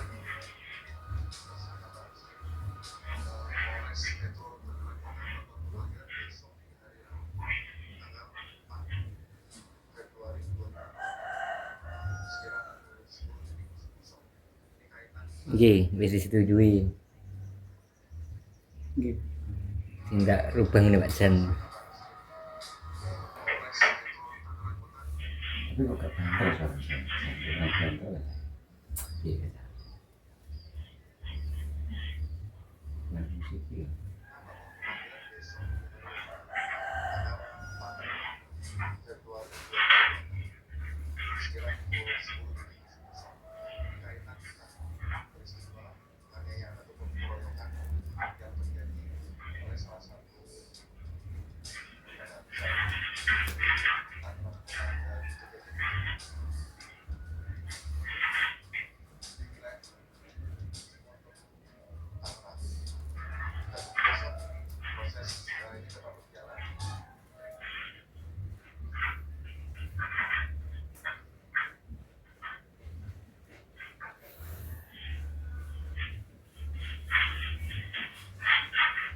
Ana sendiri mbar rumah to.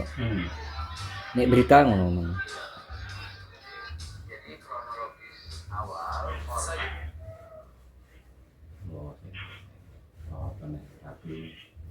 Tapi ojo fokus sitok lho, nek sampean berita. Mate opo sing viral ku enggak. Nek berita. Ngikuti sing terbaru terus ya. Heeh to, nek berita ngono nang. Gak podo mbek channel biasa.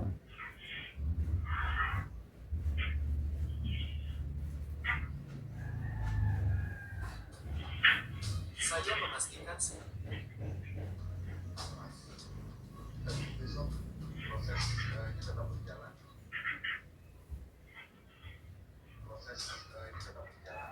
Saya memastikan 1000% bahwa sahabat ini adalah kader Ansor sekaligus kepala Satuan Koordinasi Rayon Kasat Koryong, Banser Kecamatan Tangerang dan itu paling yang dikirim kepada awak media Senin tanggal 2 Februari tahun 2026. Jadi kronologi. Nah, masuk pas itu. Jadi aku lek gawe speed tag iki tak senengi ya kuwi iso nyesuaikne ngono lah. Berita kan sak cetik lho. Dolah ditulis ngene koyo gawe sakarepe dhewe mangkel. Awake sing ngalahi motong iya kan. Cek rekam layar. Nah, lha kuwi to rekote. Nah, ini kan sesuai kan. Ono dijak aku Mas, tapi aku lali aplikasine. Murah kok. Nek setahun mek 200 swidak. Suaran persis wong penak. Ono suarane sapa kuwi Naswa sapa? Najwa Shihab. Ono kuwi barang kok. Kan murah terus tahun. Iya ta. Iku ya dendap suara to. Nulis dhewe kena, ditulisno ya kena. Lah aku asline seneng nulis dhewe. Ya to. Dadi sesuai arahan awake dhewe. Paling kan nambele dola kuwi kelemahane iki kuwi lek rumah saku lho. Kelemahane dhewe iki gak iso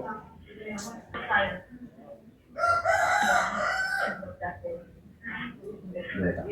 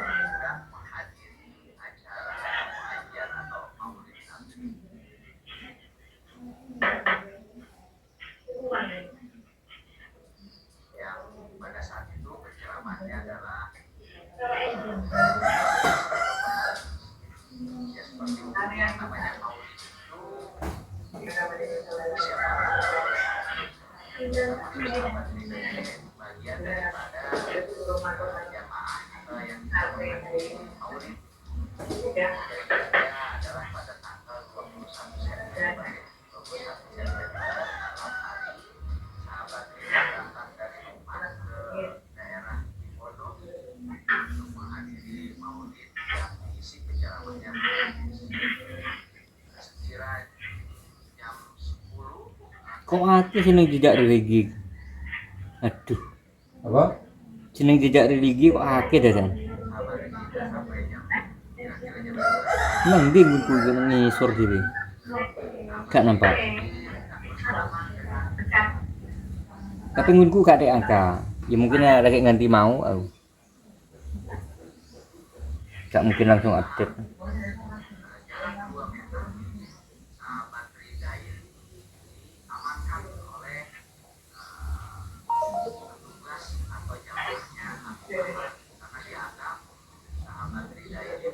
Cuman gini wong-wong kan nganggo angka juga.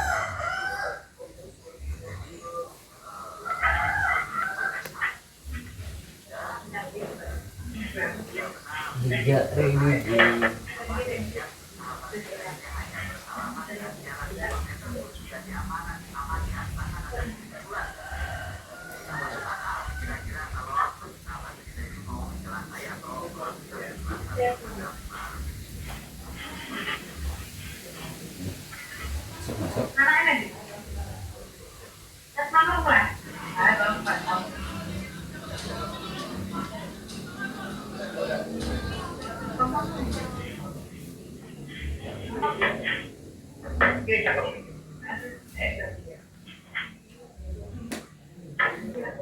Yang jembring nganggo aku mbak, nganggo lambung gede-gedean.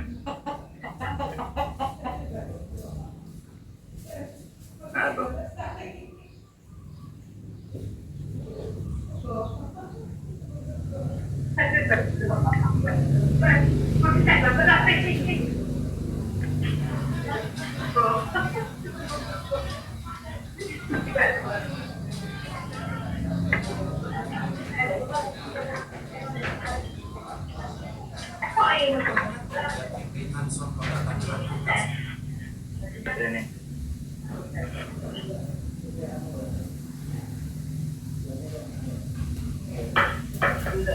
Ansor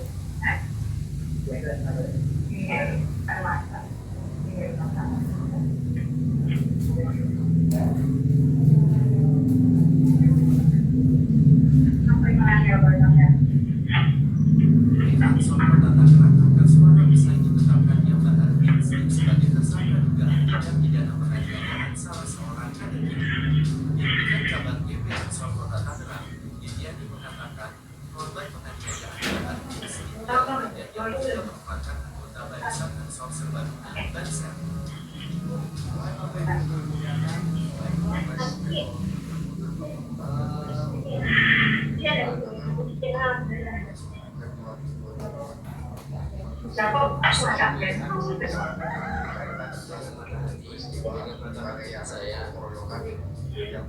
Dan semoga saja saya salah, amin ya rabbal alamin.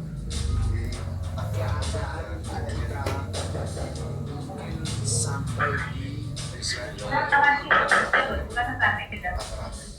Assalamualaikum warahmatullahi wabarakatuh. Saya memastikan 1000% bahwa sahabat Ria adalah kader Ansor sekaligus Kepala Satuan Koordinasi Rayon Kasat Golim Banser Kecamatan Tangerang dan itu valid.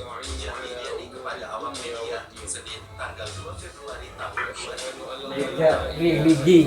Awal وأشهد أن سيدنا وحبيبنا محمدا عبده ورسوله لا نبي بعده.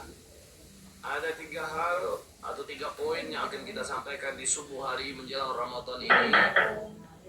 Yang pertama, alhamdulillah saya sekarang sudah fokus tinggal di Masuk di karang kayak tambah sore. Wah, juga gue ya ternyata. Nambah apa? Nambah dua. oleh Allah Subhanahu wa taala, yaitu dengan yayasan Al-Faz. Sebelum masuk pengajian kita, saya diamankan. Jadi berapa menit? Jadi berapa menit?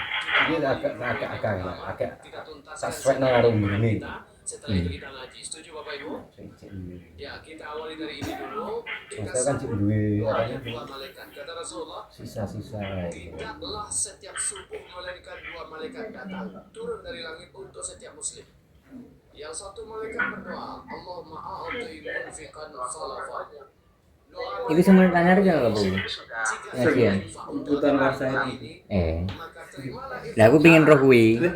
Masa nek diterima berarti yo masuk ngedit model ngono Mas Bu. Sementara yang lain berdoa, doa malaikat yang satu ini berdoa, ya Allah, a'ti munfiqan talafan. Ya Allah, bila dia tahan hartanya hari ini untuk agamamu, maka binasakan hartanya ya Allah. Ini doa 2 malaikat. Jadi pagi hari subuh ini kita sambut doa malaikat yang pertama, di mana Allah Subhanahu wa taala pasti mengganti yang kita keluarkan, memberkahi yang di tangan kita, dan Allah Subhanahu wa taala menjadikan pemberatan timbangan amal soleh kita.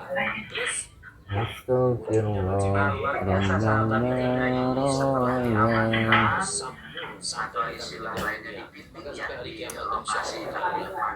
Kita laki urung gawe aku video nih. Yang gue harus gawe aku. Bisa banter kok ini ya. Gitu kayak. Cuman ngalahin opor.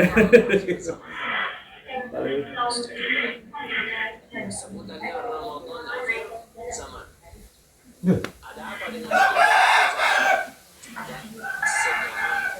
Ramadan sebelumnya? Berapa jam lah? Sementara syahid yang paling dibutuhkan oleh setiap orang. Untuk telaten ayo kita. Cara telaten. Akan ada urusan di alam kubur. Allahu Akbar. Orang syahid tidak ada urusan di alam kubur. Nek sing bayar ku penak tenan barangnya. Mung 200 beda umur setahun. Orang syahid dipermudah sangat-sangat mudah urusannya di hari kiamat. Jadwal masing-masing kita itu sudah ada. Tanggalnya sudah ada. Penyebabnya saja yang beda-beda. Dan tanggal itu tidak akan digeser oleh Allah. La yastakhiruna sa'atan wa la yastaqdimun. Mereka tidak akan sanggup mempercepat kematian dan mereka juga tidak akan sanggup menunda kematian. Jangan berhenti. Energi terbesar umat di akhir zaman adalah sholat dan sabar. Kayak suara. Ya, dibis ngamuk ngono kuwi. Suruh tambahan. Ya, suara tambahan. Pirang menit? Saiki paling wis